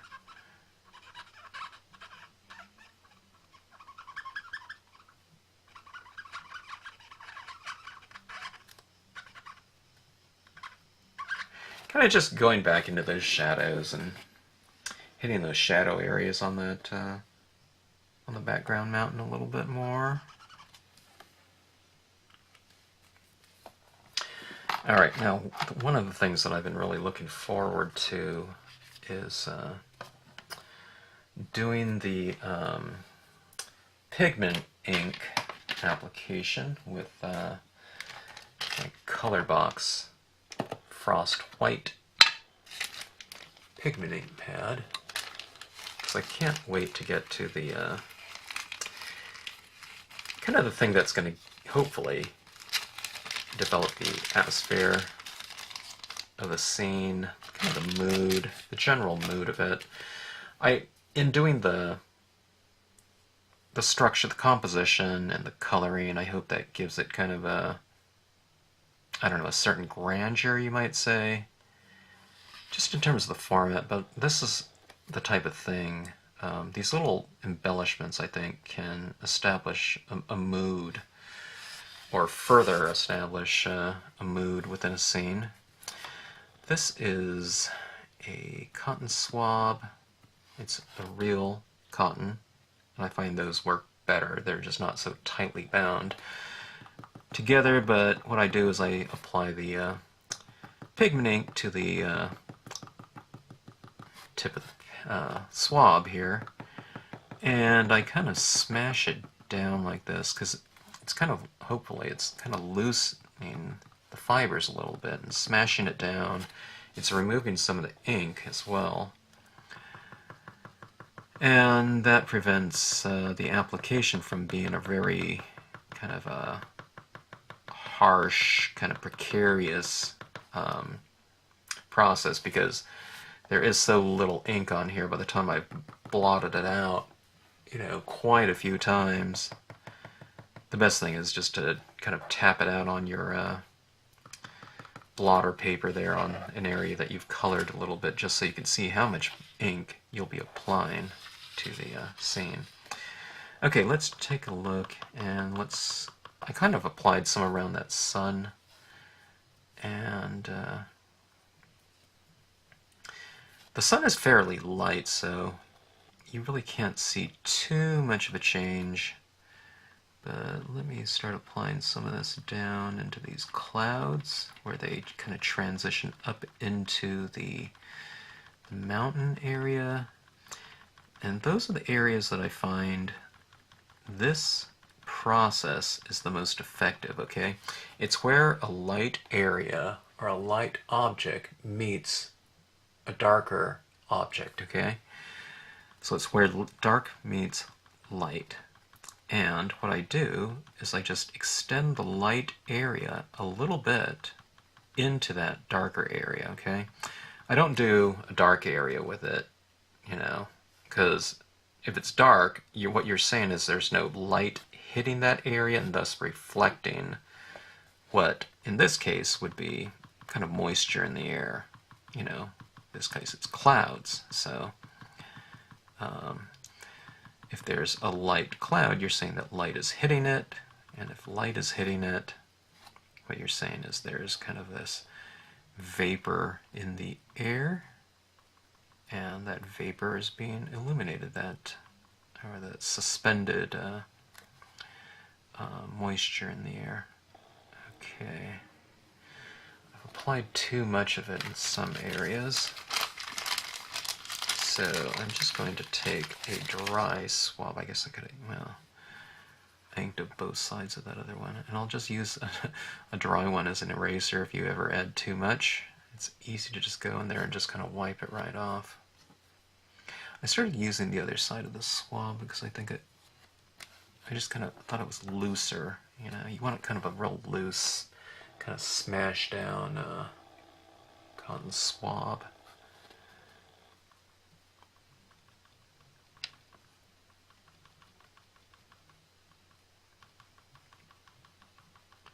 So this is another reason, I keep saying this in every video, but this is one of the reasons why you retain some of the white of the page, because if you're going to add some of this pigment ink, especially white pigment ink, to your scene, you'll want some of that white to be remaining from the color of the paper. Okay, this is very, very subtle, but what I'm doing is I'm trying to make those clouds, the cloud line right in there, kind of glow a little bit. So, I don't know, does that look like it's glowing a little bit? You want that nice, soft, reflected light.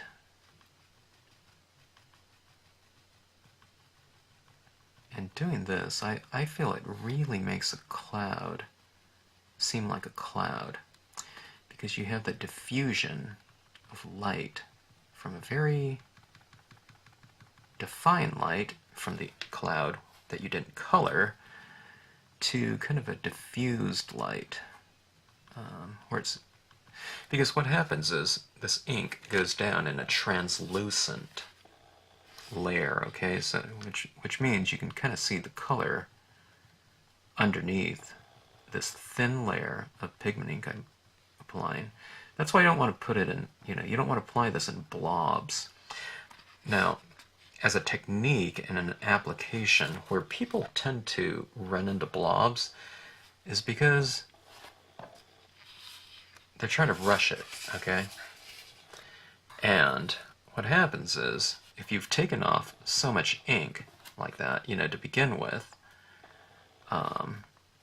you're doing it for the sake of it not being applied too fast. But what happens is, sometimes we take off so much, and that's a good thing, but it might take 15 or 20 taps before you start seeing anything.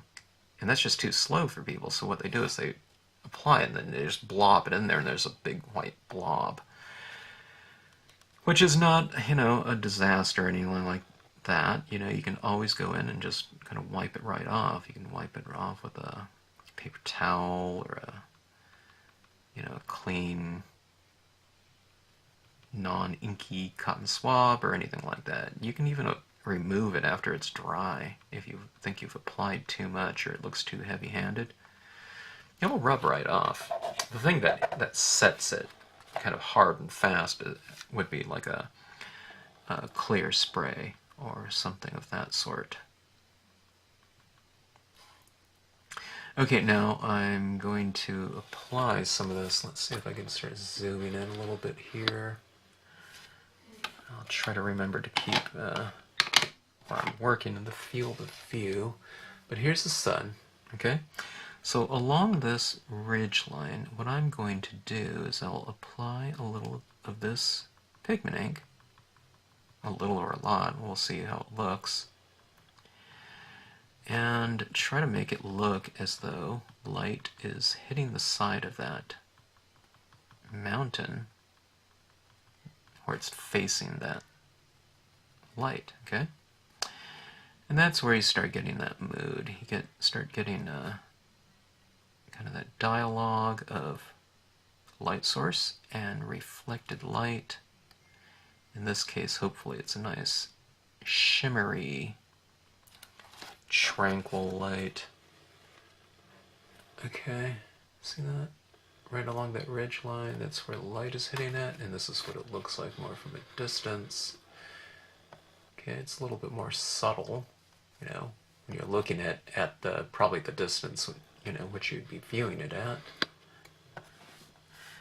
Okay, now we can do the same thing in some of these other areas here. We can kind of, you know, give a little bit of a hazy kind of look to, you know, some of these ridge lines that where we retained the light. Okay. Actually, that reminds me, maybe I'll go a little bit lighter with some, I can use a gel pen or something of that sort on those ridge lines. Let's see if we can do that, actually. I don't know if I'll be able to do it. This pigment ink is kind of wet there, but let's try this Uniball Signo pen. Okay, I'm going to put this paper towel, because that tree, those trees right there might be a little bit, well, here, let me try this. I'll try to approach this from the this angle, so I don't, if I put my hand here, I won't be disturbing any wet ink.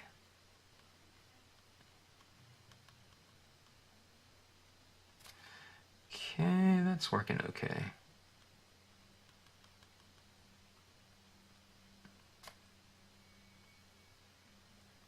Well, this can also represent, if you're doing it kind of light like this, it could represent kind of the snow on some of these higher peaks, maybe.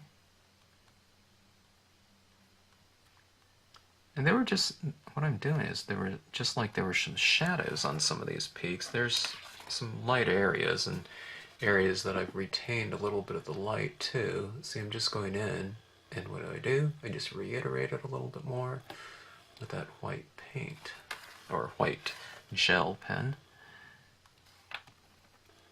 Okay. Add a little bit on here.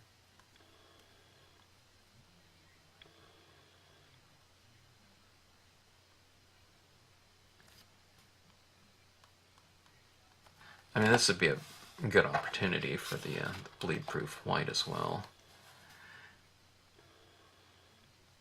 Painted on, but I don't know, I'm fairly pleased with the gel pen, so we'll continue with that here. Okay, here's this other foreground. I don't know, I'd say foreground distant mountain. It's not really foreground, it's background, but not, you know, nearly as far back as that taller peak.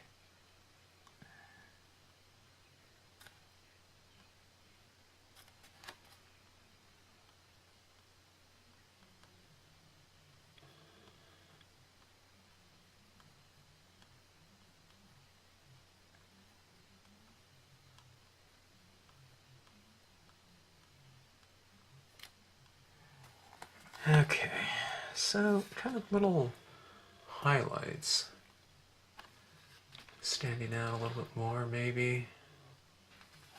I mean, it stands to reason that if we add some shadows, that we would add some highlights.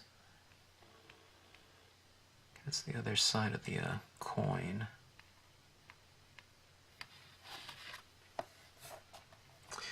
Okay, let's see. Let's add a little bit of texture down here into these rocks.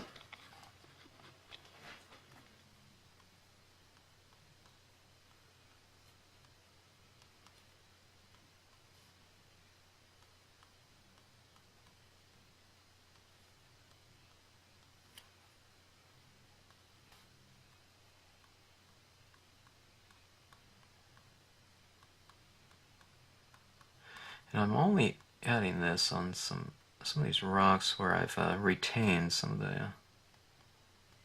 the lightness of the paper.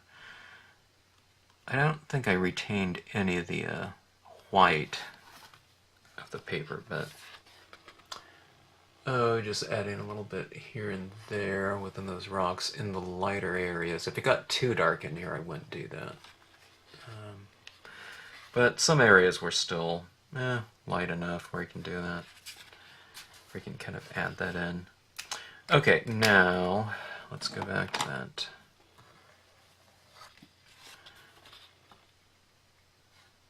color box ink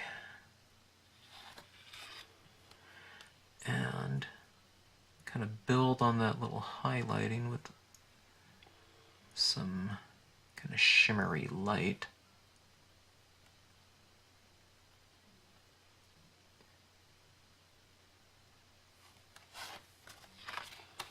Kind of softens a little bit those highlights that have been added in there.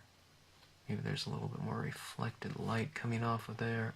Those areas could be snow, like I said. Who knows?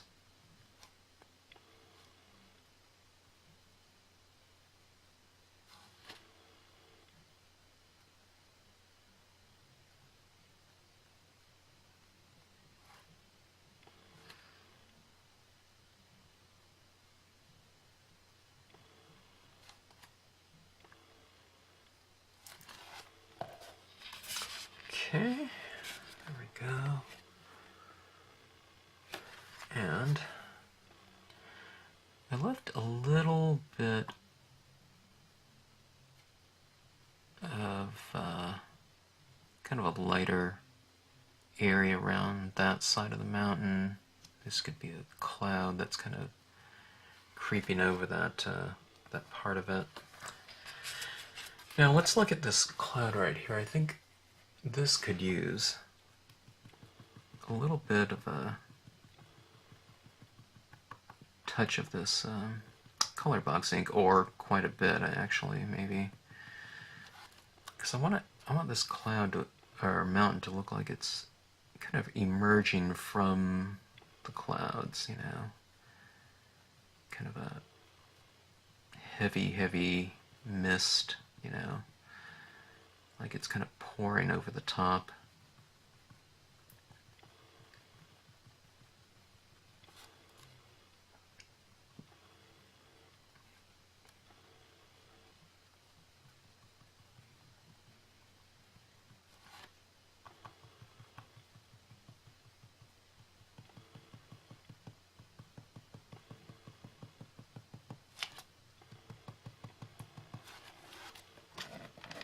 Okay, we'll carry this texture into the clouds and the sunlight.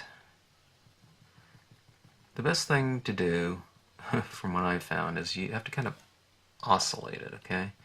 Don't add just a big, thick, you know, area of it. You kind of have to add it here and there. And also, again, kind of start in the lighter areas, because it just doesn't really make sense in the darker ones. So if you start in the lighter areas, if you start applying it, what happens is, too, from a technique standpoint, or a process, is that you remove a lot of the ink in the lighter areas, okay? So when you get into the darker areas, as you move kind of from those points of light, the sources, this gets drier and drier on here, so you're not transferring as much when you get into the darker areas, which is a good thing, because you don't want it to be so stark white in your darker areas. So you start in the lighter areas, apply it, and then as it gets drier, kind of move out away from those light sources. Light sources, or just the lighter areas, I should say.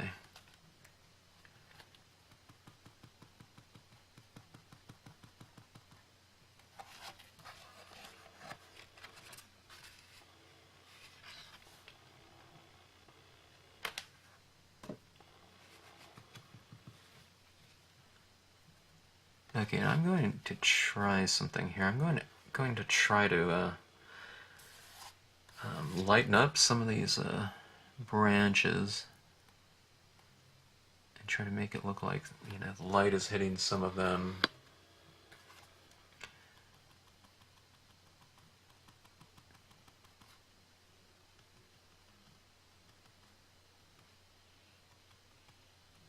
And hopefully in doing so it just kind of oscillates the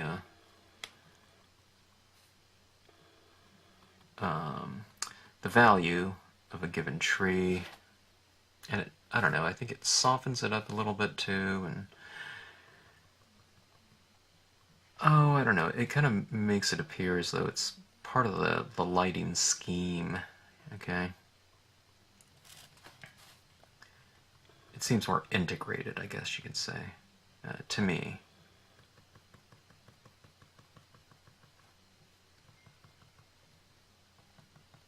And I'll hold this up a little bit higher so you can see what I'm doing.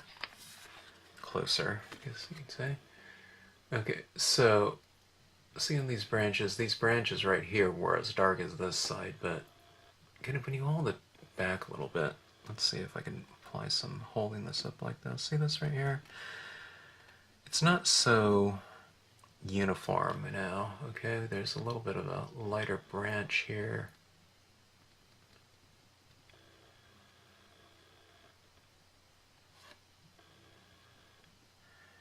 And I don't know, for me the tree just seems more kind of dimensional that way when we do things like that. See that? Here's this branch down here. There's no particular, one branch or anything. See that? It just kind of seems more dreamy, I think, that way. And again, it's just not doing the same treatment over the entire object. It's oscillating it between, kind of an application and not. So it looks a little bit more dark black, and you have it gray in some areas.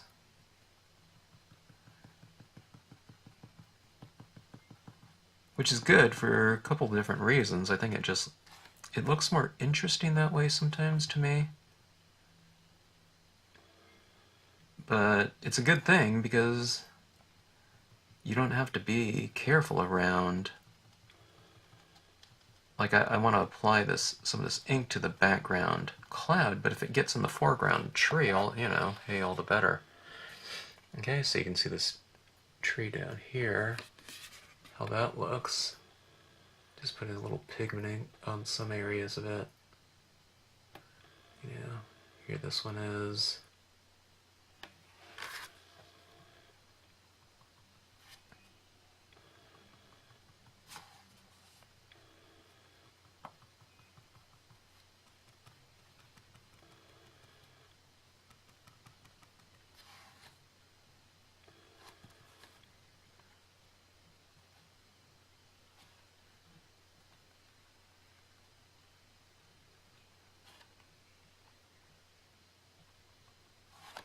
Okay, let's take a look. What's going on with these trees? See these trees right here? Okay. Alright, let's see. I'll try some down here even.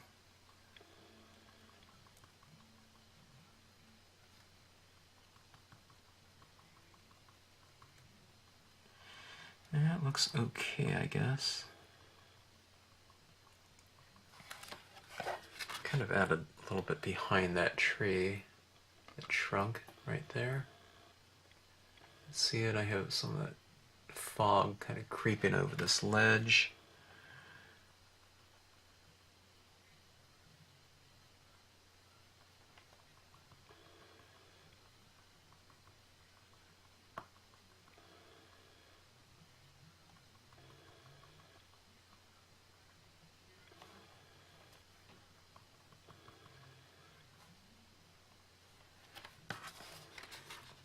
It's coming over right here.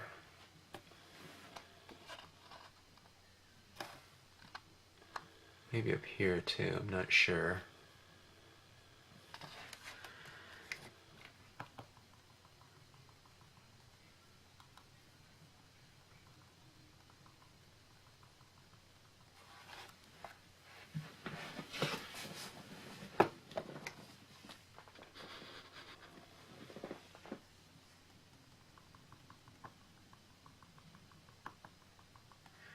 So that ledge became a little bit lighter. When I first did it, it was lighter than kind of what I wanted, but that didn't worry me because I figured something would reveal itself, you know, in terms of what could be a reason for that, you know, meaning we would just define a reason for it. In this case, it was just some kind of fog that's kind of, you know, I mean, this is up at elevation, maybe this is some cloud, you know, part of that cloud or something coming into this area at high elevations and coming over the top of that ledge. So, as I always say, sometimes you just have to kind of allow the scene to kind of go in a direction that it seems to want to go in, and you just have to kind of serve it, you know, to the best of your ability. Sometimes I have no idea where a scene's going to go. I like the composition of it, but there were certain parts of it that I needed to kind of figure out. And I don't always know, you know, if it's going to work, but I have a feeling that, I don't know, something will turn up and, you know, we'll just see how it turns out. But there's a lot of uncertainty, though, with some scenes, and that's a really good thing, too, because it means that you're kind of not doing the exact same thing all the time, or using the exact same tricks.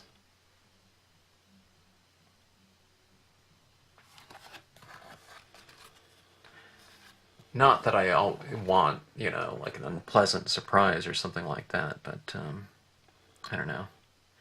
It kind of gets you to kind of push beyond your kind of comfort zone. I don't know, on this one I'm using a lot of the same kind of little techniques that I've done, you know, time and time again, but I don't know, this one compositionally, I just wasn't quite sure about it. But it's kind of starting to come around, I guess. It has that look, or that mood, starting to develop that I like. I wanted this one to be probably tranquil, and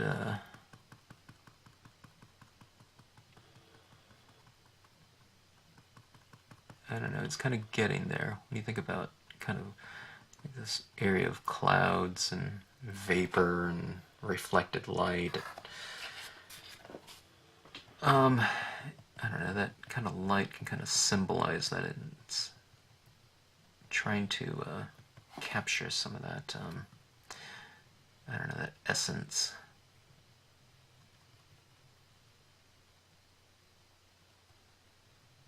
Okay, I'm just adding a little bit more to this, kind of the summit,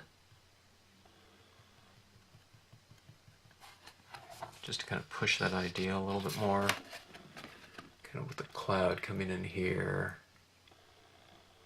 kind of poking its head out from behind the clouds. Maybe I'll try to put this mountain down here in a little bit more cloud cover.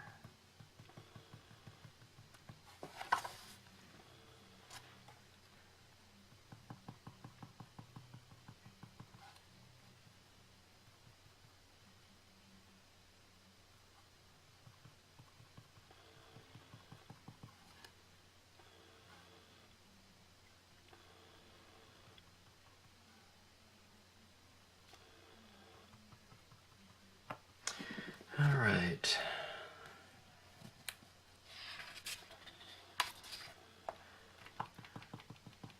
A little bit more pigment ink up here.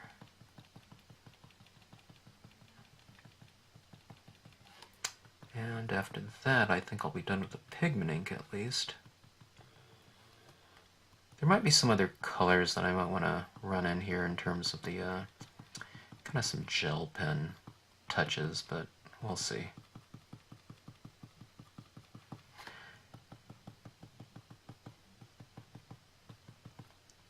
What this kind of does is this technique, it gets rid of a lot of detail and it softens some things, okay? So we have a lot of detail working in here already, but this can kind of soften it. It obscures it a little bit so that the details that remain, I feel, are more effective because we have the areas that are softer and a little bit more obscure to contrast against it.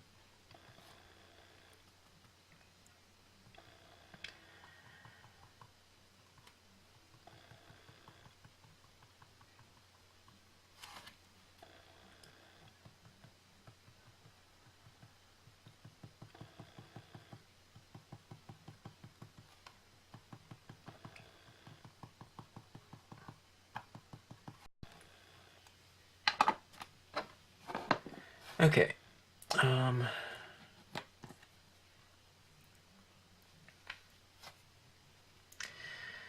don't know, it'd be a pretty good opportunity for an eagle or something like that. Bird flying up there. I'm trying to think if I want something kind of that large. I might want something a little bit more subtle in terms of some birds flying around up there. But we'll figure it out. So anyways, let's see, this is where we have it going right now. We have our composition, we've tried to define and add some depth to a lot of the shadows and forms. Then what we do is we go back in and we kind of obscure some of those forms, not in terms of a complete cover-up, but we make some of those areas a little bit more translucent, like with this little bit of pigment ink added in here, going up into that like darker area. I think it, it kind of complements it really well. Or this lead, this ridge right here, you see, if I put a little pigment ink in here, I think that makes that area in the back of it even more effective in terms of creating depth. It looks like this ridge is really separated and defined as an area of distance now, instead of it looking like one ridgeline or whatever that's integrated with that background.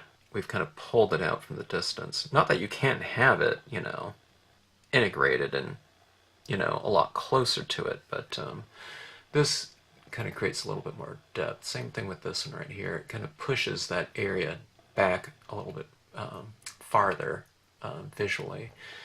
Okay, and these ledges, sorry,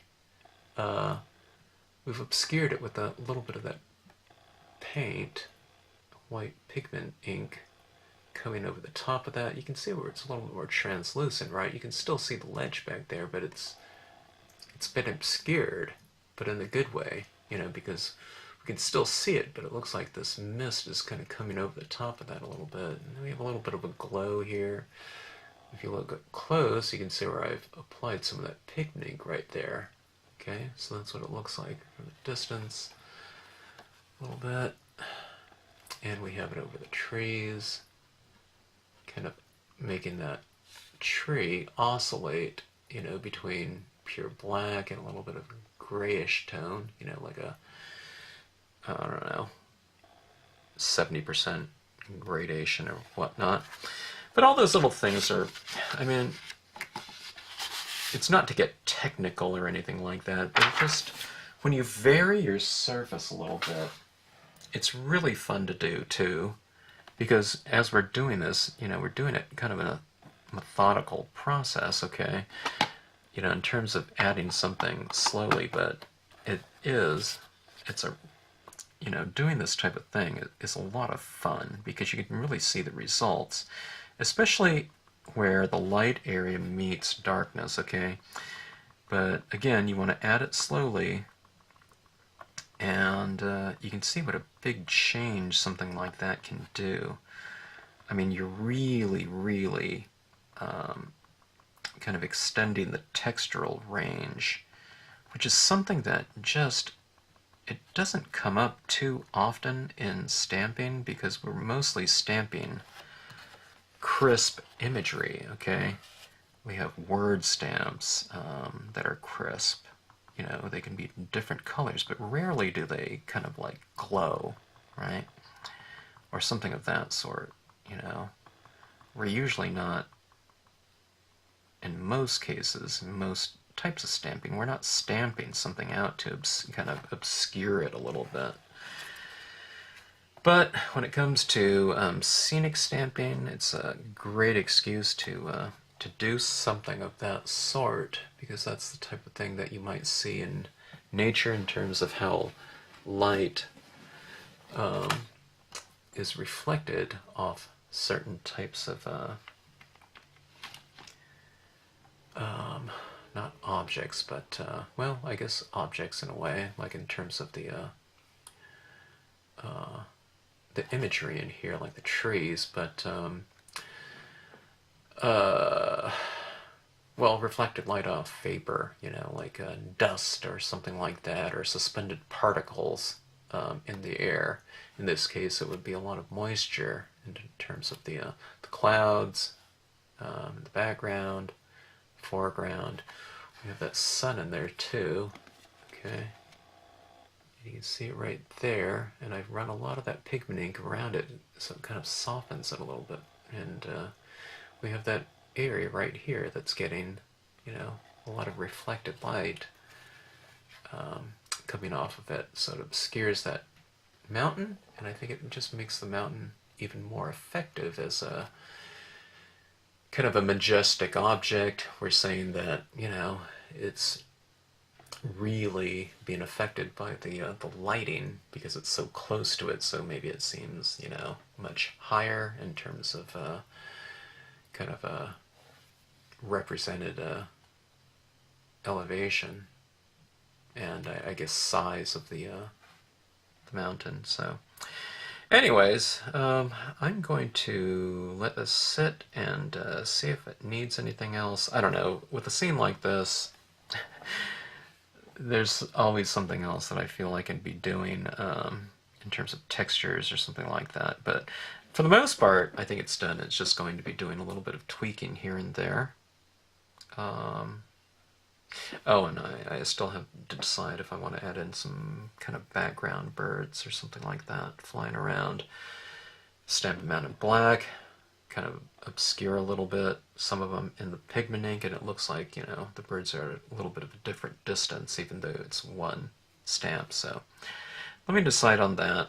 Things down here in the ridge, that's kind of a similar kind of structure that I gave to one of the scenes that I did probably about a month or two ago, but a little bit more like paint pen in there might be kind of nice, maybe in terms of like that apricot one, something like that. Warm tones on those rocks. It'll give it more of a kind of textural lichen surface. Oh, I don't know.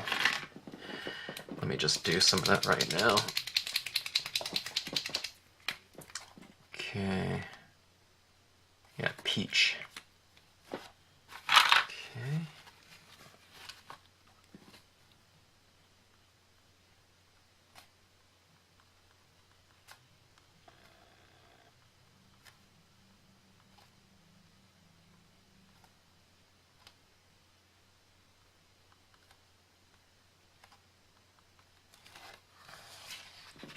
Okay, kind of just adding some of it down here in these rocks.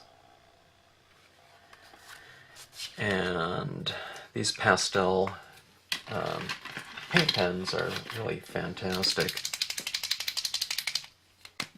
I guess an even better color for me, or in addition to, would be if these pens came in like these are already pastel, but I'd love to have them in an even lighter value. maybe half as dark as these ones.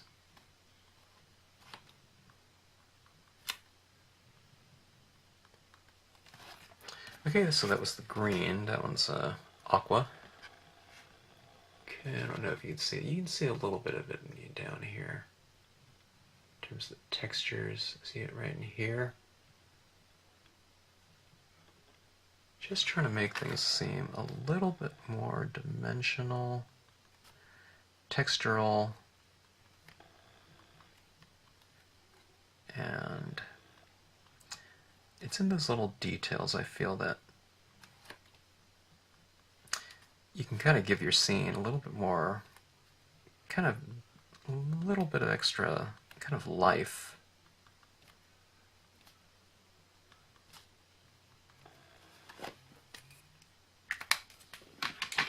Okay. Oh gosh, it would be fantastic if I had one that was more kind of like a light brown or something like that for scenic stamping.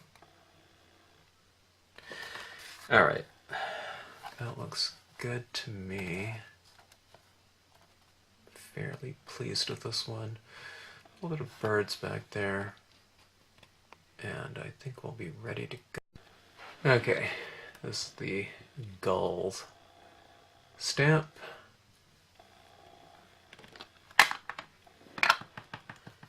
I think I'm going to do it more of a gray, so kind of stamped once, black, once black, twice would be gray. Yeah. I'm not sure. Okay, I'll just take off a little bit. So I've done that first impression a little bit lighter so that, you know, more of the ink remains on here. And I think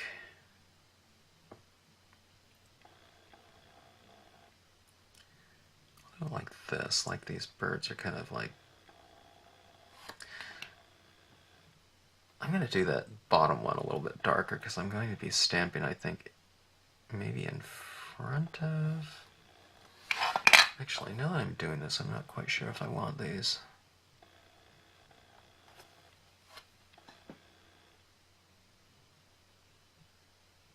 Okay, I think instead of doing that bottom one dark, I'm just going to take it off completely.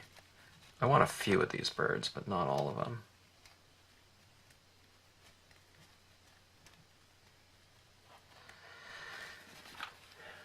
Okay, let's see.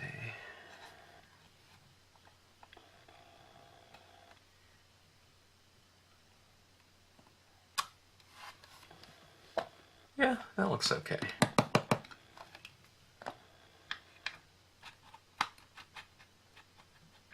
There's 6 of them.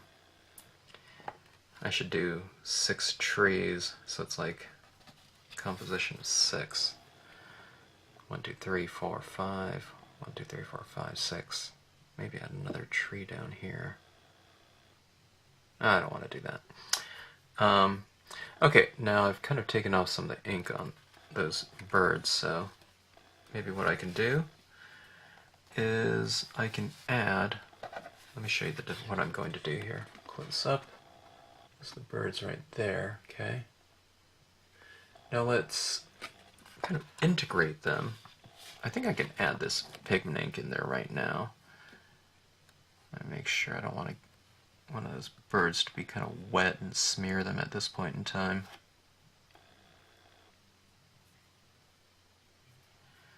Okay.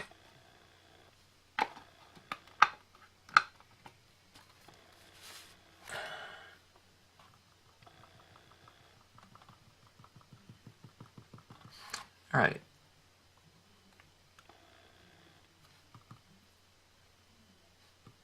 I'm going to run a little bit of pigment ink on some of them, or on parts of them, and just kind of have them going into that light a little bit more so you can see them.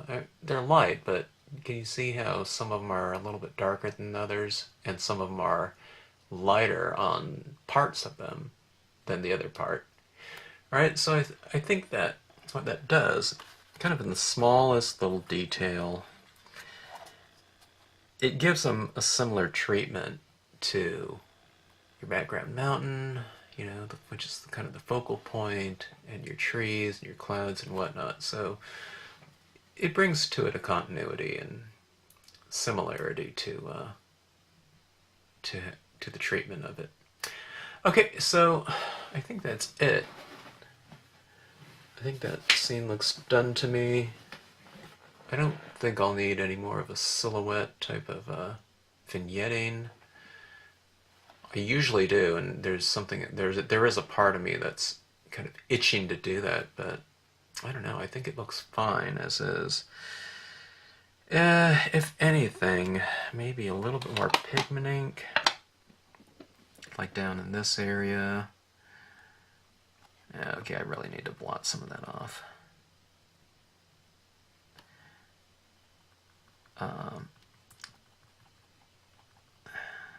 Just a little bit more here. Vapor, I guess you'd say. But for the most part, I feel this is done.